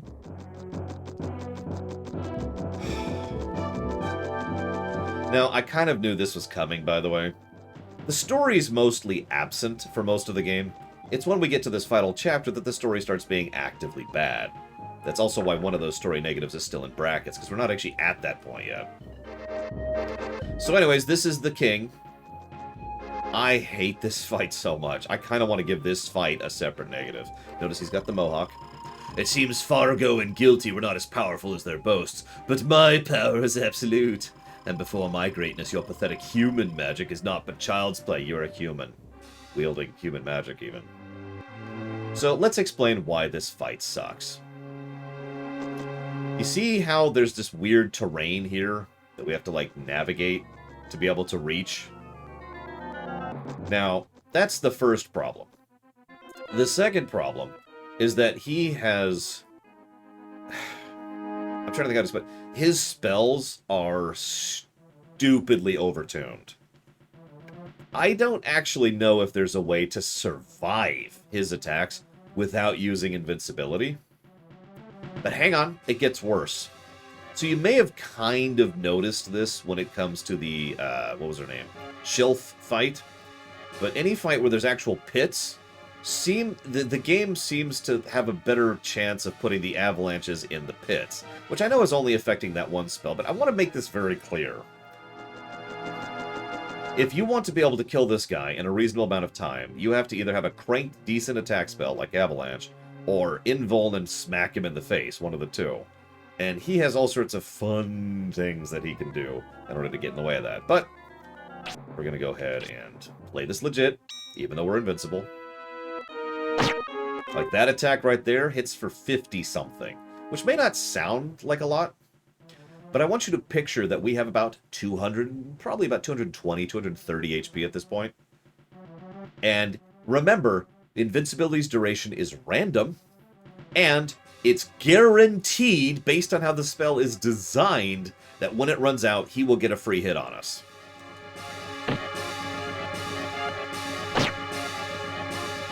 And this is the fight. Now, hang on, I'll show it off a little bit more. But the other option is, of course, to do this. Now, we actually got a good roll there. That hurts even more, but that's also one of his dispels, by the way. Oh yeah, the camera. Sorry, thank you for pointing that out. The camera's awful because there's stuff in the way.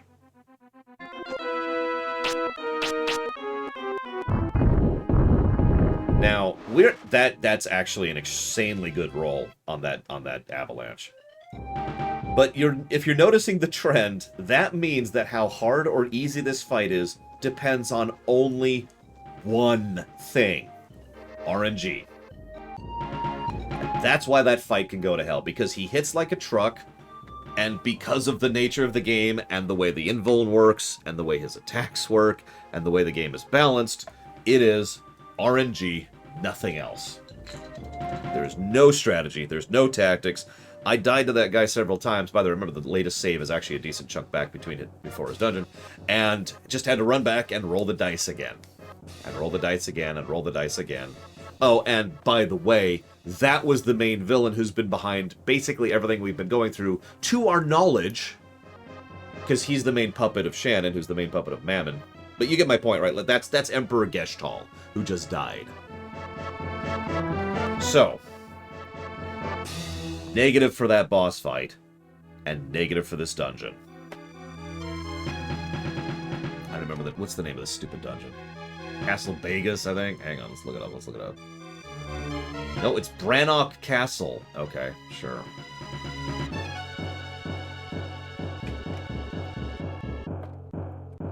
I am no longer on the N64, Savacom, and here's why!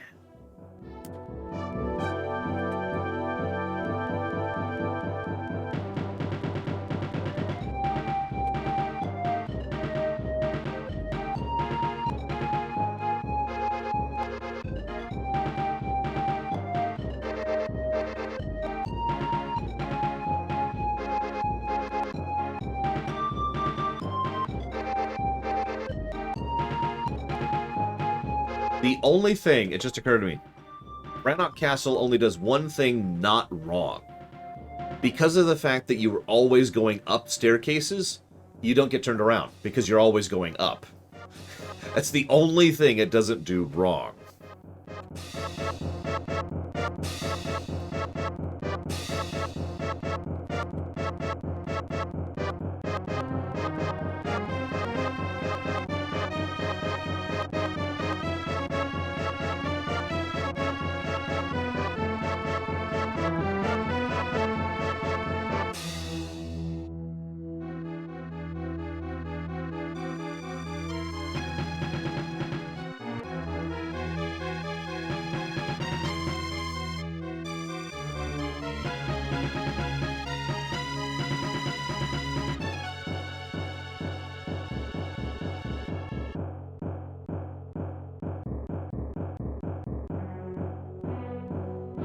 So.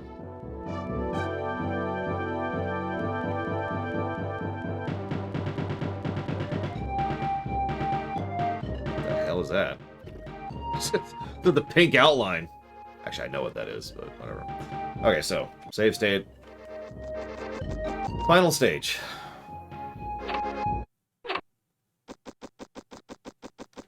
Also, I want you to really I'm sorry, put yourself in the moment. I know it's hard to do because there's nothing here. But put yourself in the moment. This whole game, we've been looking for our dad, trying to find the book, and we didn't know it, but trying to defeat the king. We have now found our dad, we don't know where the book is, and we have defeated the king. Why are we going forwards? Now, the answer to that is because this is a video game. That's how video games work. You go left to right. But I want you to really process the absence of presentation thing I mentioned earlier, and really think about how silly it is to just kind of keep going forwards, when at this point, canonically, we have no motivation to do so. Now, why am I harping on at this point? I didn't go forward when I first beat this game because I was paying attention to the story because it's me. And so I'm like, all right, we killed the king. I'm going to go back to my dad.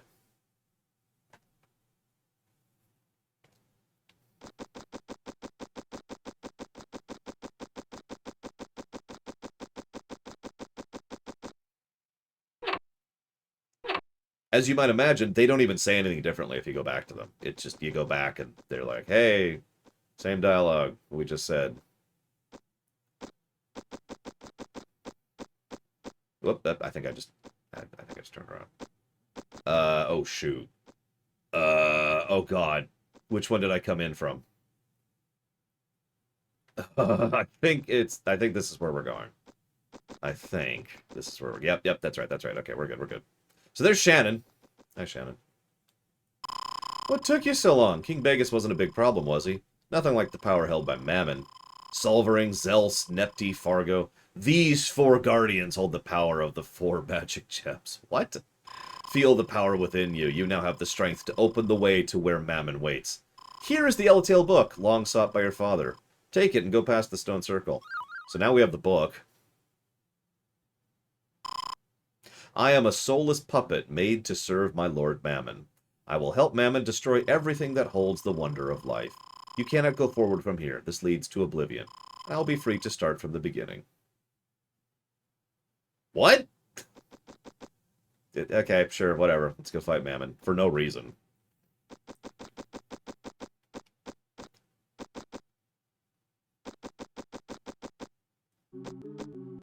So welcome to the worst dungeon in the game.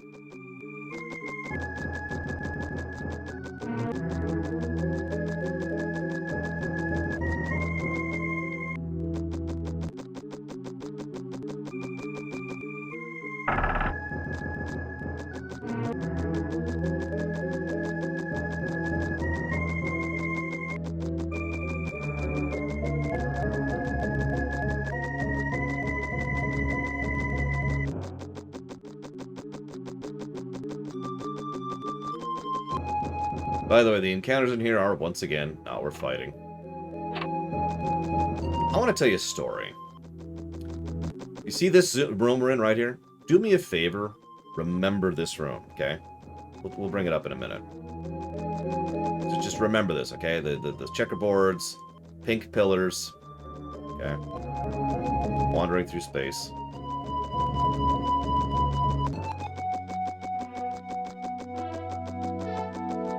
I've never heard the Final Dungeon song this long.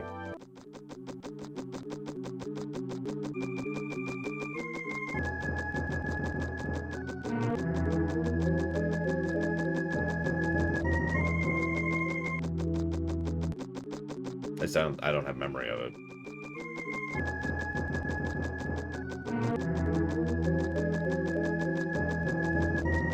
I might have muted my TV by this point. I'm just realizing. I think I actually muted my TV by this point. I would do that for some games. Xenogears, excuse me. Where I just turn down the audio and just be like, yo. Okay, well, this is kind of cool. We got a little bit of pseudo-creepiness going on. This is neat.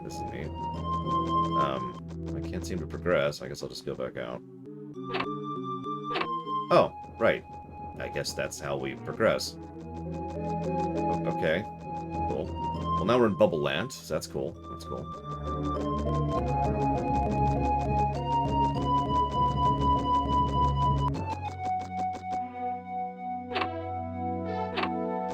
Okay, now we're in... I don't know where we are now. This is kind of strange. This is kind of neat looking. Yeah, it's kind of creepy, sort of.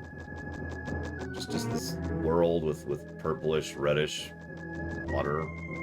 Blood, maybe? I don't know. It's kind of cool. I'm with it. Oh, we're in a room again. Okay, nope, we've got the...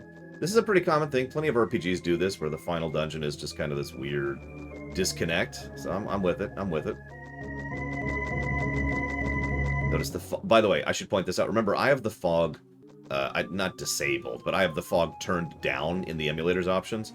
And I'm bringing that up because I want you to look at how foggy this is with the fog turned down. That's important. I want you to think about that. Okay, so...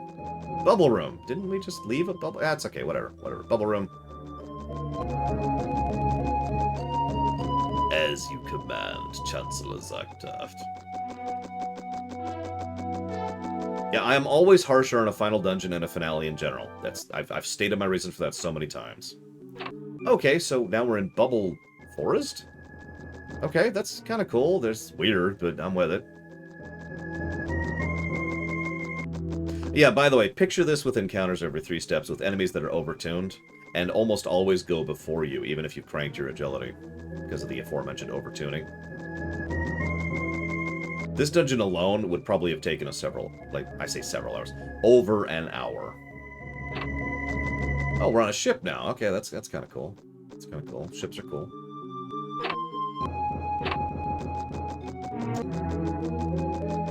Now, you remember that room I told you to memorize? You remember that? No, we haven't backtracked. This is very literally a copy-paste to the freaking pixel of the room we were just in a few rooms ago.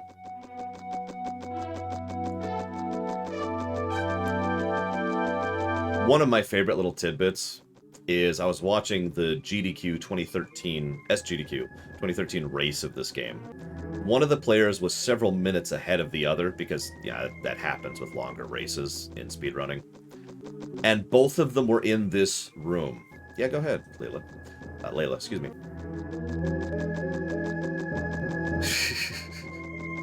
I mean, you're right, Crimson. You are absolutely right. Fairness is always the goal.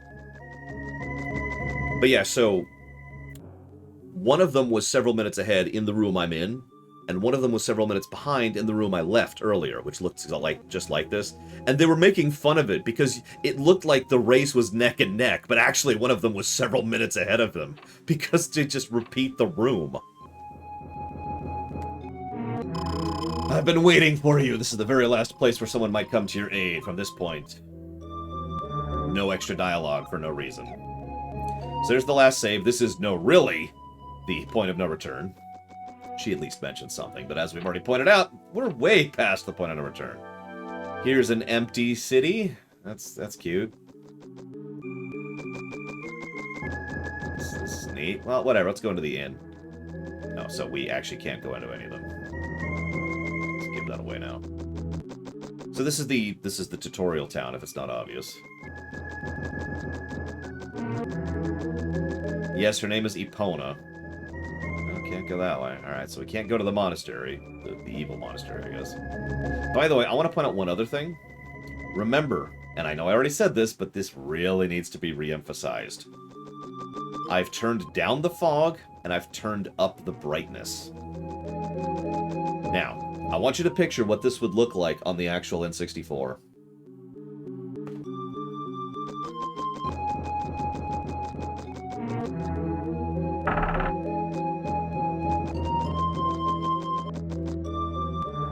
Now, does this place look familiar? Because it should, because it is, once again, literally copy-paste of the area of the previous bubble forest.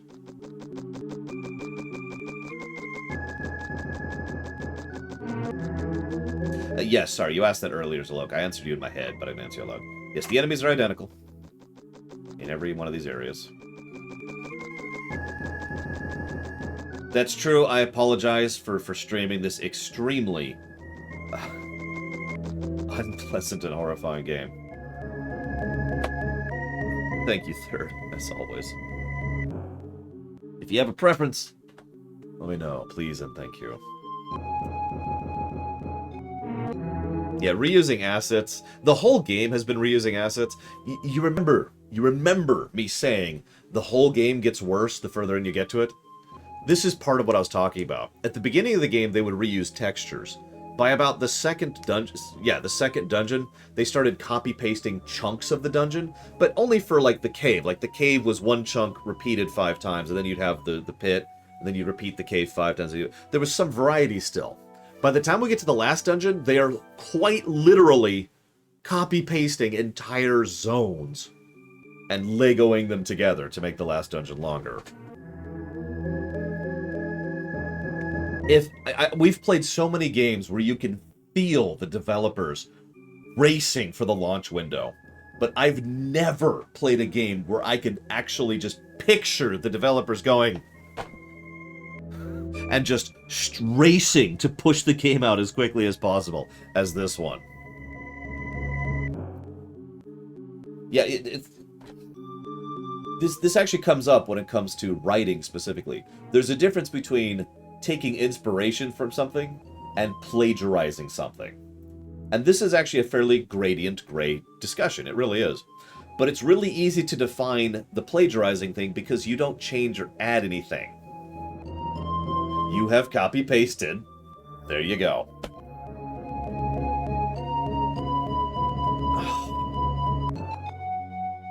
Yeah, Dragon Age 2 did this same thing for the same reason. Crunch time. They had very little time to make the game. But even Dragon Age 2 is not quite this blatant because those rooms do have very slight variances. They have different enemy encounters, they have different events that happen, and occasionally they will shove like a brick into a doorway you're not supposed to go into for this version of that room. Now that's really minor, and we're absolutely going to ding Dragon Age 2 for it, but you notice how that's still more than they did in this game. And Dragon Age 2 was made in 11 months. Thank you, Mike Romano, very much. If you know where you want to put that, please let me know. Oh my god, this game.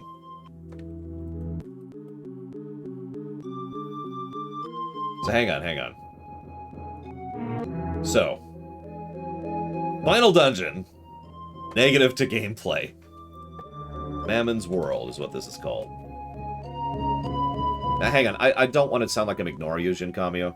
I don't know what I would call the best designed dungeon of all time, but I can point to at least a couple of really good final dungeons in Final Fantasy VI and Final Fantasy VIII. Both of those have legitimately very well designed, interesting, varied, their own gimmicks, their own unique things that are only in that dungeon, stuff that makes them interesting, fun dungeons. And I point that out specifically because it's easier to make a good dungeon design in a game like Mega Man or a game like Shovel Knight, because those games are all about dungeon design. Some people have argued over the years that it's much harder to make a good RPG dungeon, simply because there's less that you have to work with. You're kind of limited to random encounters and item placement, yada yada. But I do think that there are still examples of that have actually pushed the envelope and done something with it. FF9's final dungeon, I don't remember if I gave it a negative, but I definitely did not give it a positive. Age of Mythology. You got it. Why can't you play it anymore? The Mana Fortress, I don't remember what we gave that one either, but off the top of my head, the Mana Fortress is kind of in the middle, because the dungeon design itself is okay with its item placement and with its encounter design and with its variety of tools you have to use to get through it, and the music is freaking amazing. But it's still not super incredible, it's just a good final dungeon. It looks very cool, Paranoid Android, but you get my point. FF10's final dungeon, I absolutely gave a negative for. The final dungeon sucks. I don't know if I gave it more than one, but I definitely gave it at least the one. Oh yeah, by the way, this is the worst dungeon in the game.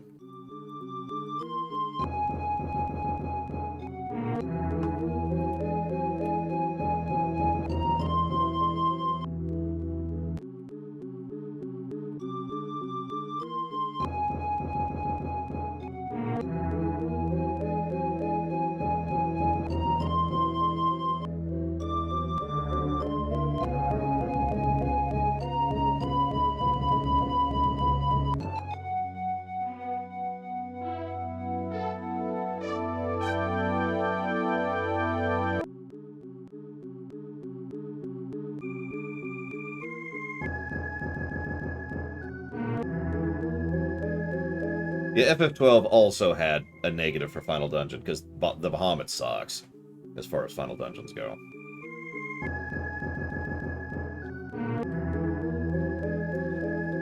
Okay. Are the controls responsive? Yeah, I know. It's delete. There's not a lot I can do about that. There's literally no don't acknowledge key presses when you're not in the window option, and I've looked, so it's whatever. Brian, you've gotten this far. If you keep going forward, you'll find your quest. I'm sorry, what? No, I'm sorry. I didn't have time, Layla. I do apologize. I do still have it on my list to check out. I just haven't. Then my job will be over, too. I am a puppet made only for the purpose of leading you. I went out among the people so I might lead you. I knew nothing of the real world and its foolish people who are doomed to die. But why are humans so strong? With all of their grief, sorrow, happiness, and anger, why do they shine so brightly? The warmth of fire, the winds of the field, the miracle of water, the abundant harvests. For all of these they give their thanks with the prayer. Tell me, Brian, is that what life is about? I am a puppet, and I just don't understand. I am not of the human spirit. Sorry to complain. If you have the book and the magic stone, this key will open the goal. Your job is over here. Farewell. What?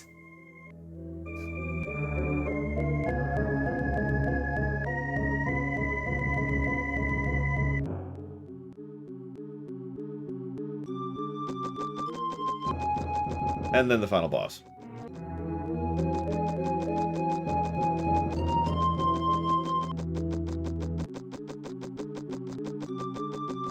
So there's Mammon. Now, before we do this, what incredible dialogue. I'm prefacing this too much. What do you think his dialogue's going to be? Like his first line of dialogue. What do you think he's going to say?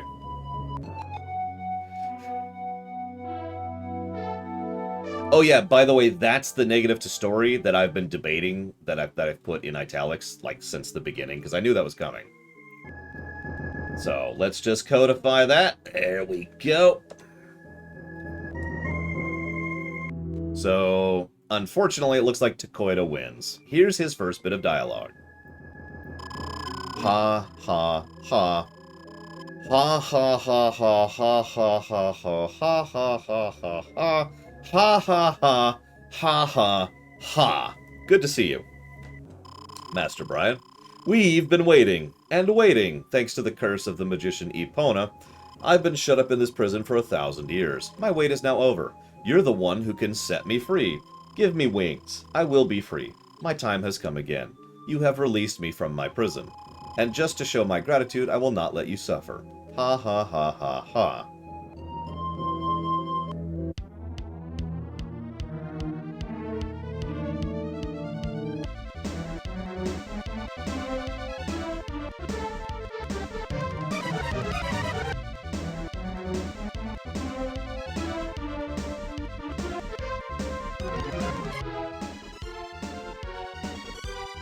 Now, this is going to sound like a strange complaint, but this final boss is so much easier than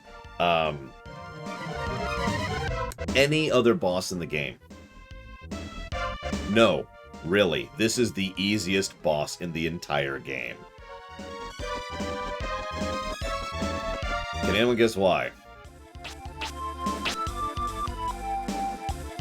Oh my god, I can't believe I missed. That's ridiculous.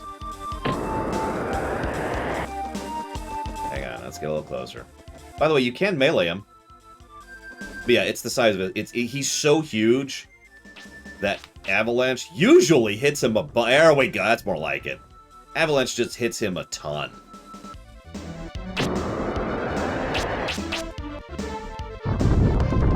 Look at that.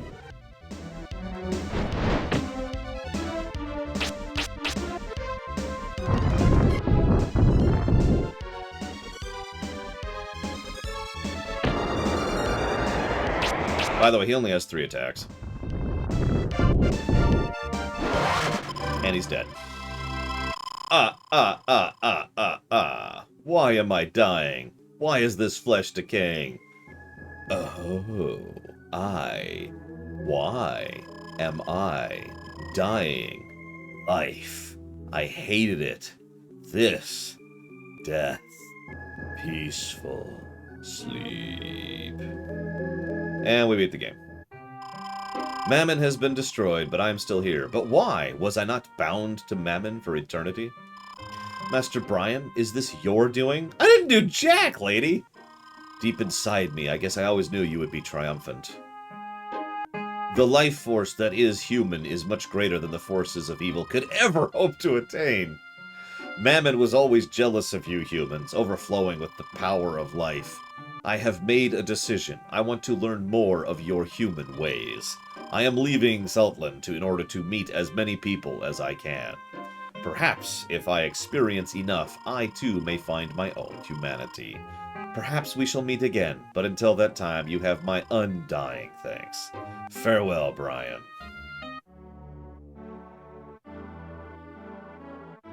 I don't know why the monastery is floating in the air. Before Brian's eyes, peace had slipped farther and farther away, and the world of Mammon emerged. Mammon, driven by unprovoked jealousy, usurping the brightness and uniqueness of human life.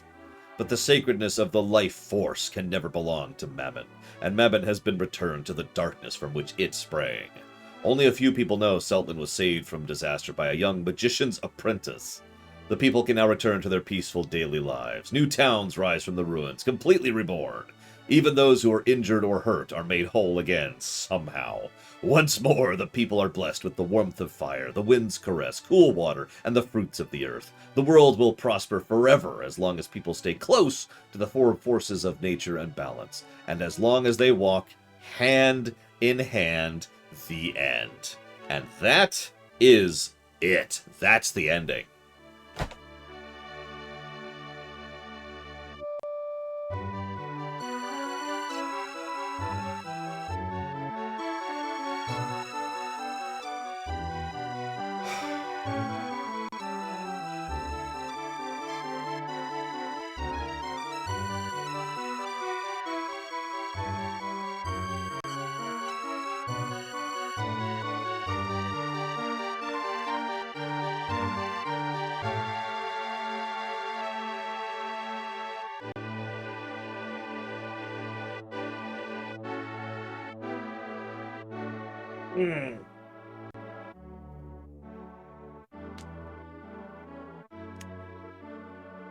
So, we now have it. I don't understand your question, Trihex. I'm sorry. What do you mean rank?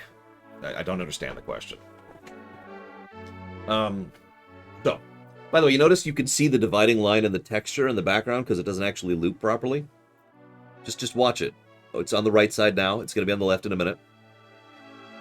Give it a second. There it is. You see it? You see that dividing line there of where the texture wasn't properly patterned to loop?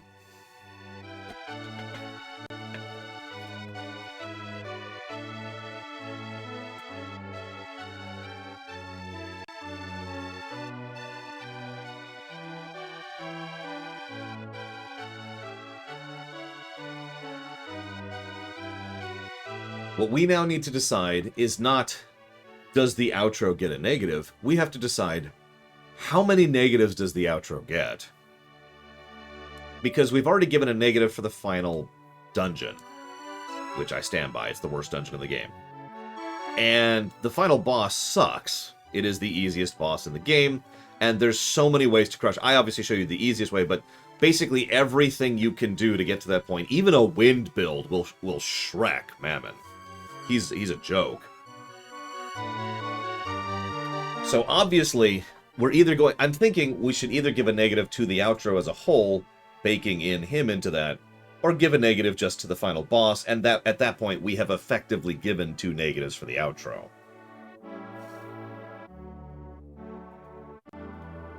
That's what I'm kind of torn on here. I don't want to beat a dead horse any more than it deserves to be beaten. So, let's just give a negative to the Mammon fight.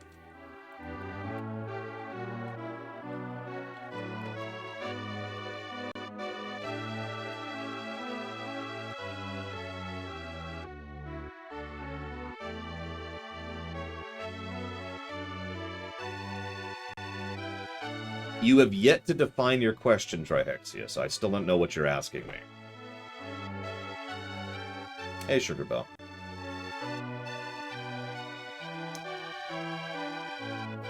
Oh yeah, no, the outro needs a story negative in its entirety.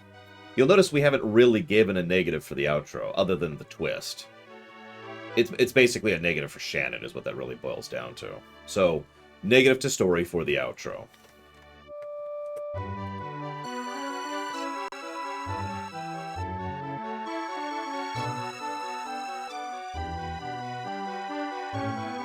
Hey, Vigilant.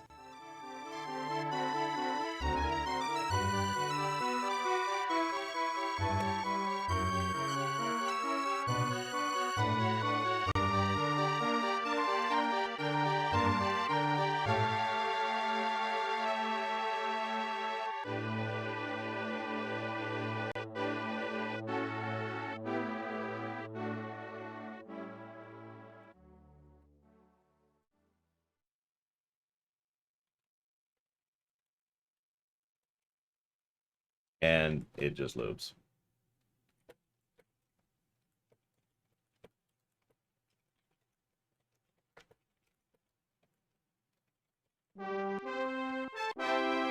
So, now to play through the game again.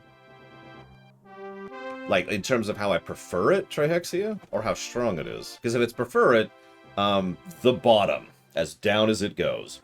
And if it's in terms of how strong it is, it's middle to low, I'd say.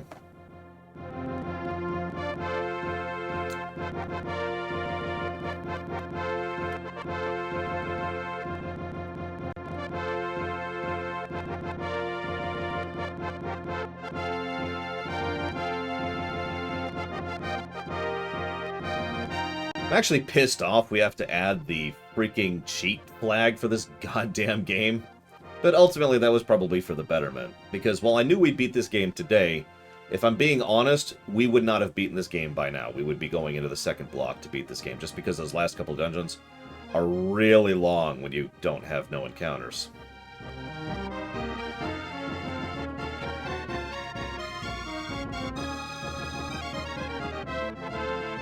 Alright. Hang on a second. So now we have to do something. We have to... Damn it, Shannon! Stop being so sexy! We have to pull up the audit list. See if we've missed anything. And I mentioned that especially... I mean, obviously this is something that's good to have in general, especially as a prompt, as we've talked about many times. But... it's especially important... I've noticed this, because I had this problem with F6 as well. When there's a really good or a really bad game, I find personally it's harder to keep track of each of the individual points of good and bad, because there's so many of them, right? So let's go through the audit list. So we got animation, no. Atmosphere and tone, you're funny. Babylon 5 effect, actually the opposite of that. The total lack of build-up is bad. However, I've already given a negative for that, so we'll just let that sit there as that one negative. Banter, non-existent. Background lore, actually absent from the game. Branching narrative, you're funny. Camera work. Again, that doesn't apply here, so that's not applicable. Yeah, exactly. We have to do exactly right, Dakota. Characters, there's only one. We've also already given that a negative. Cinematics, don't exist. There's no cutscenes in this game. Consequent storytelling, nope. Cutscene incompetence, no cutscenes. Dialogue, we gave a negative for dialogue, right? Yes. We gave a negative for dialogue. Doodads, practically non-existent and heavily copy-pasted. Empty text, I don't think it qualifies for that. Endgame doesn't qualify. External continuity doesn't qualify. Fake drama doesn't qualify. Foreshadowing, non-existent. Humor, none. Integration, none. Internal continuity, none. Intro. The nicest... okay, so let's talk about the intro, because the intro is the best part of the game. And in my opinion, that either means it's a neutral or a negative. What do you all think? This is something I actually did have in mind. Oh, I know, right, Dr. I'll debate it. I'll debate it. But, because the intro is the best part of the game, and it's still not good. And you know, I'm harsher on intros, I'm harsher on outros. And I've already flung negatives. I've flung a total of 3 negatives to the outro. The intro, however, is merely acceptable, which is not good for an intro. Like, you start off, and it's like, you've got to go find your dad, and then you go down to the town, and then you go across this field, and it's actually pretty easy to die early on, especially if you don't know what you're doing. and then you kind of start playing. And I'd say the intro probably stops right when you hit the first actual town, which is Dondaran.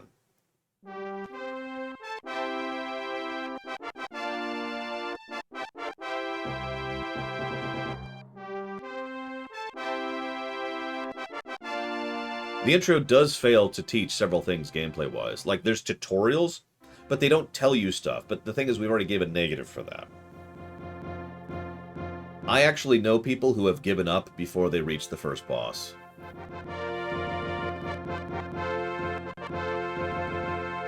See, that's what I'm thinking. The intro... Yeah, sorry, when I say intro, it depends on the game, obviously. But the intro is the chunk of game that is what the player is experiencing first. Just like the outro is what they're experiencing last. You know, in FF6, it's until you hit South Figaro. In FF7, it's until you leave Midgar. In Super Mario Bros. 1, it's until World 1-4, etc. I was going to say, I wouldn't be surprised if several of you in chat, if you were playing this back in 1998, would have given up before or at the first boss. Because... yeah... So, you know what? I'm talking myself into it. So let's give a negative... I'll give a negative on the gameplay axis to the intro, I think.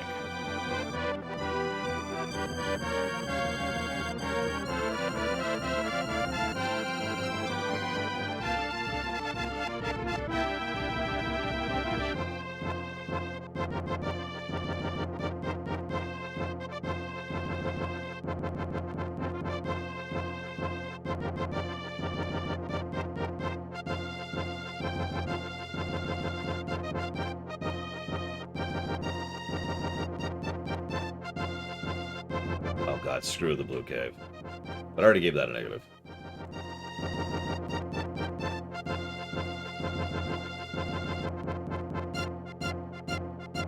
Okay, so that's intro. Lighting, we already gave that. Localization doesn't actually apply in this case. Primary doesn't apply. Moments, we gave a negative for that. Music direction, we gave a negative for that. NPC set dressing or Limblom effect has the exact opposite of that. Outro, we gave a negative for that. Pacing, we gave a negative for that. Padding, there's not really any story padding, so I can't give a negative for that. Plot, party absence or limitation doesn't apply. There's no Princess Peach sections. The sound design has nothing to do with story. The story sequencing, we gave a negative for that. The storyboarding doesn't apply because there's no cutscenes. Storytelling mechanics doesn't apply because there are none. Themes, there's no themes here. Visual continuity, no. Visual storytelling, no. Voice acting, not applicable. Voice direction, not applicable. World building, none. Writing, bad. Okay, so gameplay. AI design, gave a negative for that. I don't give negatives for stuff like that, Dr. Winter. All roads lead to Rome doesn't apply. Animations, nope. Audio spam.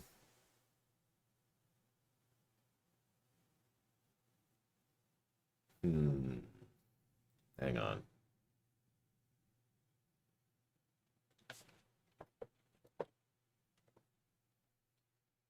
I have not given a negative for sound design. So that's not quite audio spam, but that's kind of what made me think about it, because I think the game's sound design is bad. Yeah, audio spam is Mega Man 8, you know, or Mega Man X4, or excuse me, X7. But the sound design, which is later on in this audit, is bad. Because there's what, 4 sound effects for the various spells and the hit, and then of course the footsteps. So, yeah, let's go ahead and add us negative for sound design.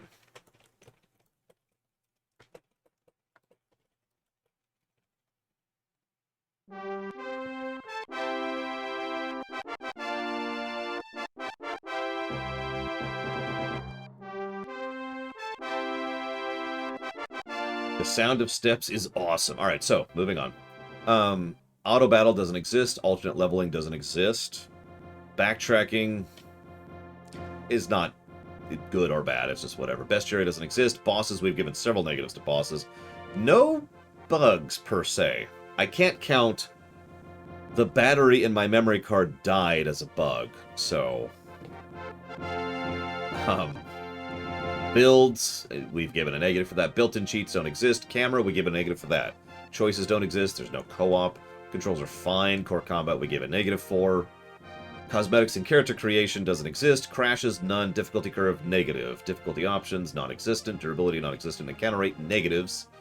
Encounters, negative. Enemy variety, it's a wash. That goes into encounter design in this case. Endgame doesn't exist. Fast travel doesn't really exist. Graphics, fidelity, or sprite work, not good, but not terrible. Grind, yeah, did I give it negative for grind? Because the grinding is slow, in addition to just being grindy. Yep, there it is. Negative 24. So we've given a negative for grind. Guidance, no. HUD is fine. Info in game, we gave a negative for that. Integration doesn't exist. Interface, not applicable. Intro, we gave a negative for that. Itemization,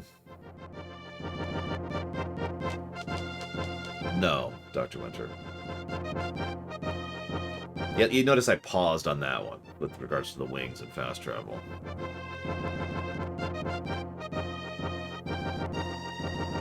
So the reason I'm hesitating on itemization is because I think it could be argued that the itemization in this game is not good, but I'm not sure if we could call it actively bad. Hey, could you piss off? Thanks. Because there's a finite number of chests in the game, but items are very useful, but that also means that if you're leaning on them or need them or want them for an emergency, then you have a finite number of them. And if you die using items, then you have burnt that item and it's gone. And there's no returning it. Like, you always have the one, right? You always get the one item of everything, but that's it. And that stops after a certain point, because the items stop when you hit the finale, when you hit the point of no return. So that's why I'm kind of debating. Because the itemization is not good, but I'm not sure it's actually bad. Yeah, let's get some actually good music, speaking of which.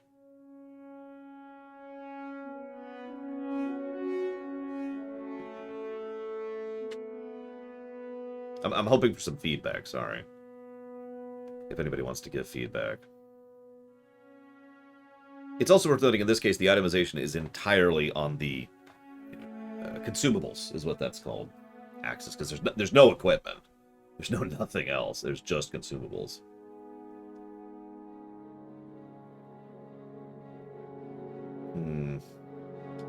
If we're gonna build an aggregate, let's jot that down here. So just take a little note here of itemization, question mark, and let's move on, because we're up to the eyes here. And I'll debate that a little bit more. Where's I at? Okay, so kit.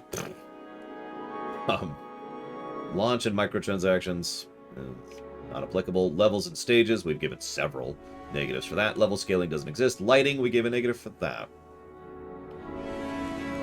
Lives, penalty for failure, we talked about that. Log doesn't exist. Map is just there. No mid-mission checkpoints, but it doesn't matter in this case. No mini-games. No quests, no mod supports. Scroll to the right. Music, we've talked about that. New Game Plus doesn't exist. Options don't exist. Outro got a negative. Overall design, I don't think I could give a negative or a positive to the overall design, because it's not really designed. It's just kind of there. So, moving on. Padding, definitely a negative there. Power progression curve, we gave that negative. There's no Princess Peach sections. There are no quality of life features. There's not even a memory save for spells you use often. I mean, come on. We've had that since the early SNES era. No replayability. Invisible walls, no, that's not an issue in this one. No Raspberry Jam problems. No respec.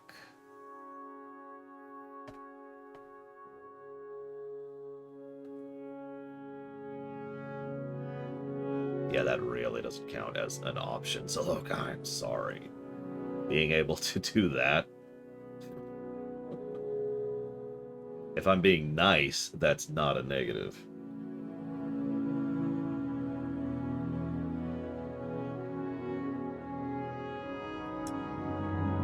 God's sakes, not now.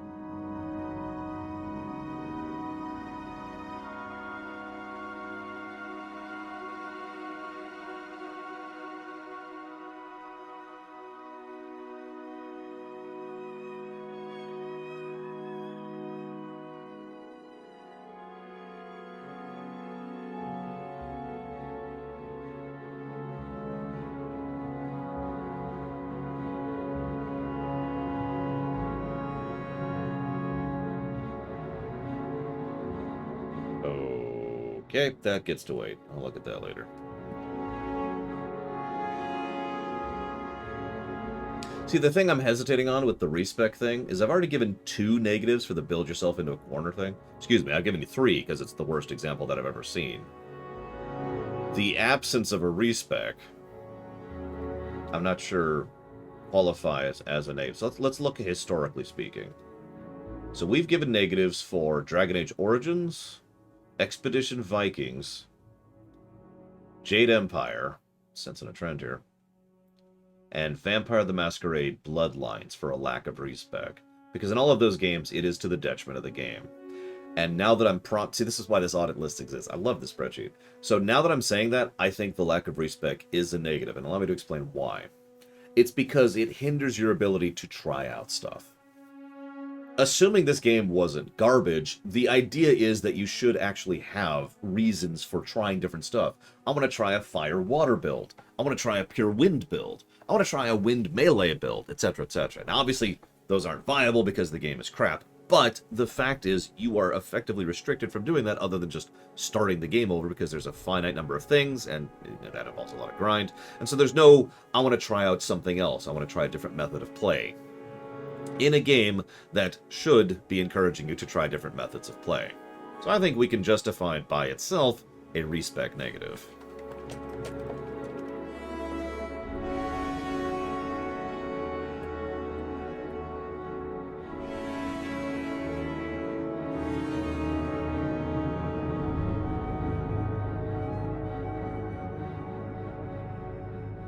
There is the Spirit exploit, which absolutely doesn't count in the game's favor because it's a bug and an exploit, but that is true. I don't even remember how to do that off the top of my head. I looked it up yesterday, or the day before yesterday.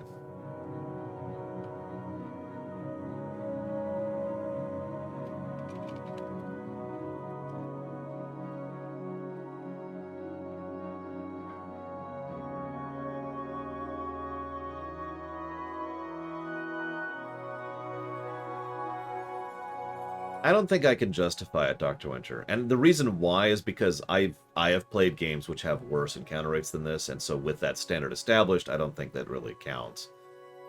I mean, we've already given the negative for encounters and the negative for encounter rate. I don't think I can justify another encounter rate negative.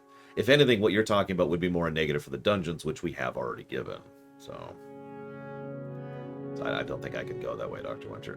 So, save system. That's the negative we gave for the memory card, because I finally did decide to give that. Sound design. Yep, negative is there. There's no strategic layer. Terrain design doesn't matter in this game. Trash design doesn't really apply in this case. Traversal mechanics don't exist. Tutorialization is practically bad. There's no unintentional skipping. Unskippable cutscenes. So this game very technically has unskippable cutscenes, but I'm not willing to give that a negative, because there's actually only 2, and that you can mash through them in about 3 seconds. So no, that doesn't count. Variety. Visual continuity, no. Visual distinction, no. Walkthroughitis, yes, we've already given that negative. And Yoshi drums, no. And that's everything. No, the next stream will be Diddy Kong Racing, Zacked Out. So, now we've gone through the audit list. That's why it's here. You notice we did come up with a few more. Can I admit something before we tally this up a little bit? I was hoping at the back of my mind that somehow, just somehow, we would actually get through this game and do the audit and we'd come up with a positive. That was actually, I know this sounds so stupid, I was hoping for at least one positive. But I can't think of any.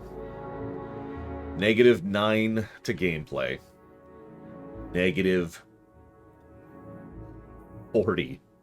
Sorry, I said that. -9 to story. -40 to gameplay is the final score there.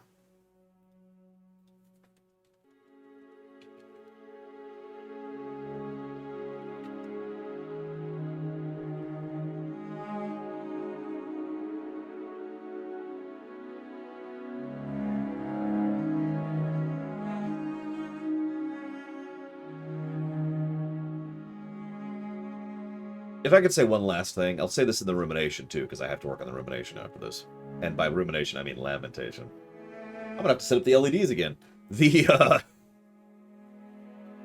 a really common trend amongst geeks in general, but popular media especially, to meme on something, right? To meme that something is bad, and to say, you know, this game is literally worse than Hitler. You know what I'm talking about, right? You've heard those kind of exaggerations and outlandish statements, which, let's be honest, are not true, right? So, one of the values I find in sitting down and enumerating and doing these reviews is establishing if a game that is known for being bad actually is or not. And we've proven several aren't, and we've proven several are. When we went through Anthem, if you remember, the first point we gave that, positive or negative, well, excuse me, the second point we gave that, positive or negative, was a positive for the flight controls, because they were actually pretty good. And then the rest of the game was garbage, but whatever. But yes, without exaggeration, without memeing, with putting actual thought and analysis and work and time into this game sucks.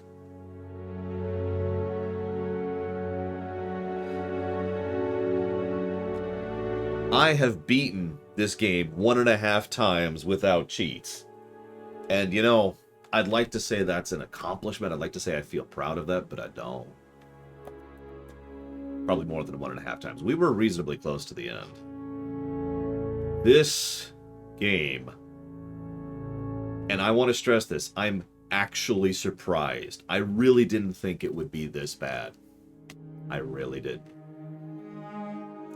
I'm going to go ahead and work on the rumination. I'm going to go ahead and tally this up.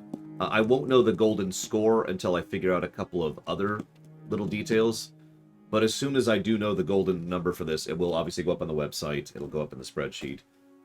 And I'll mention it in Discord as well, because I'm actually curious. And just for anybody curious, let's go ahead and pull this up here. The golden number to beat. The golden score is the final review number. It is the no, really, this is the value of a game punched out into an enumerated format. So right now, our worst game we've ever reviewed is Anthem at negative 59.8. Above that is Drakengard at negative 56.17. Above that is Just Cause 4 at negative 39.47. So you can feel the gap there, right? Between Just Cause 4 and then jumping up to Anthem and Drakengard. So 59.8 is the number to beat if it's going to actually be our worst game ever. We'll see. In a bit. I'm going to work on the Lamentation first and get that recorded and done and edited. So I will see the rest of you tomorrow for Diddy Kong. I'm pretty sure. Let me double check. I sure hope so. I've got the game right here. I've got Diddy Kong. I got to talk about this because it's funny. Yes, we'll be playing Diddy Kong Racing next. This is actually going to be a pretty long game, so we'll be playing this for a couple of days. That'll be the next other thing. And then we've got one more game, which I think belongs in the jank block. I'm not actually sure about that. Then we'll start playing Mega Man games. So...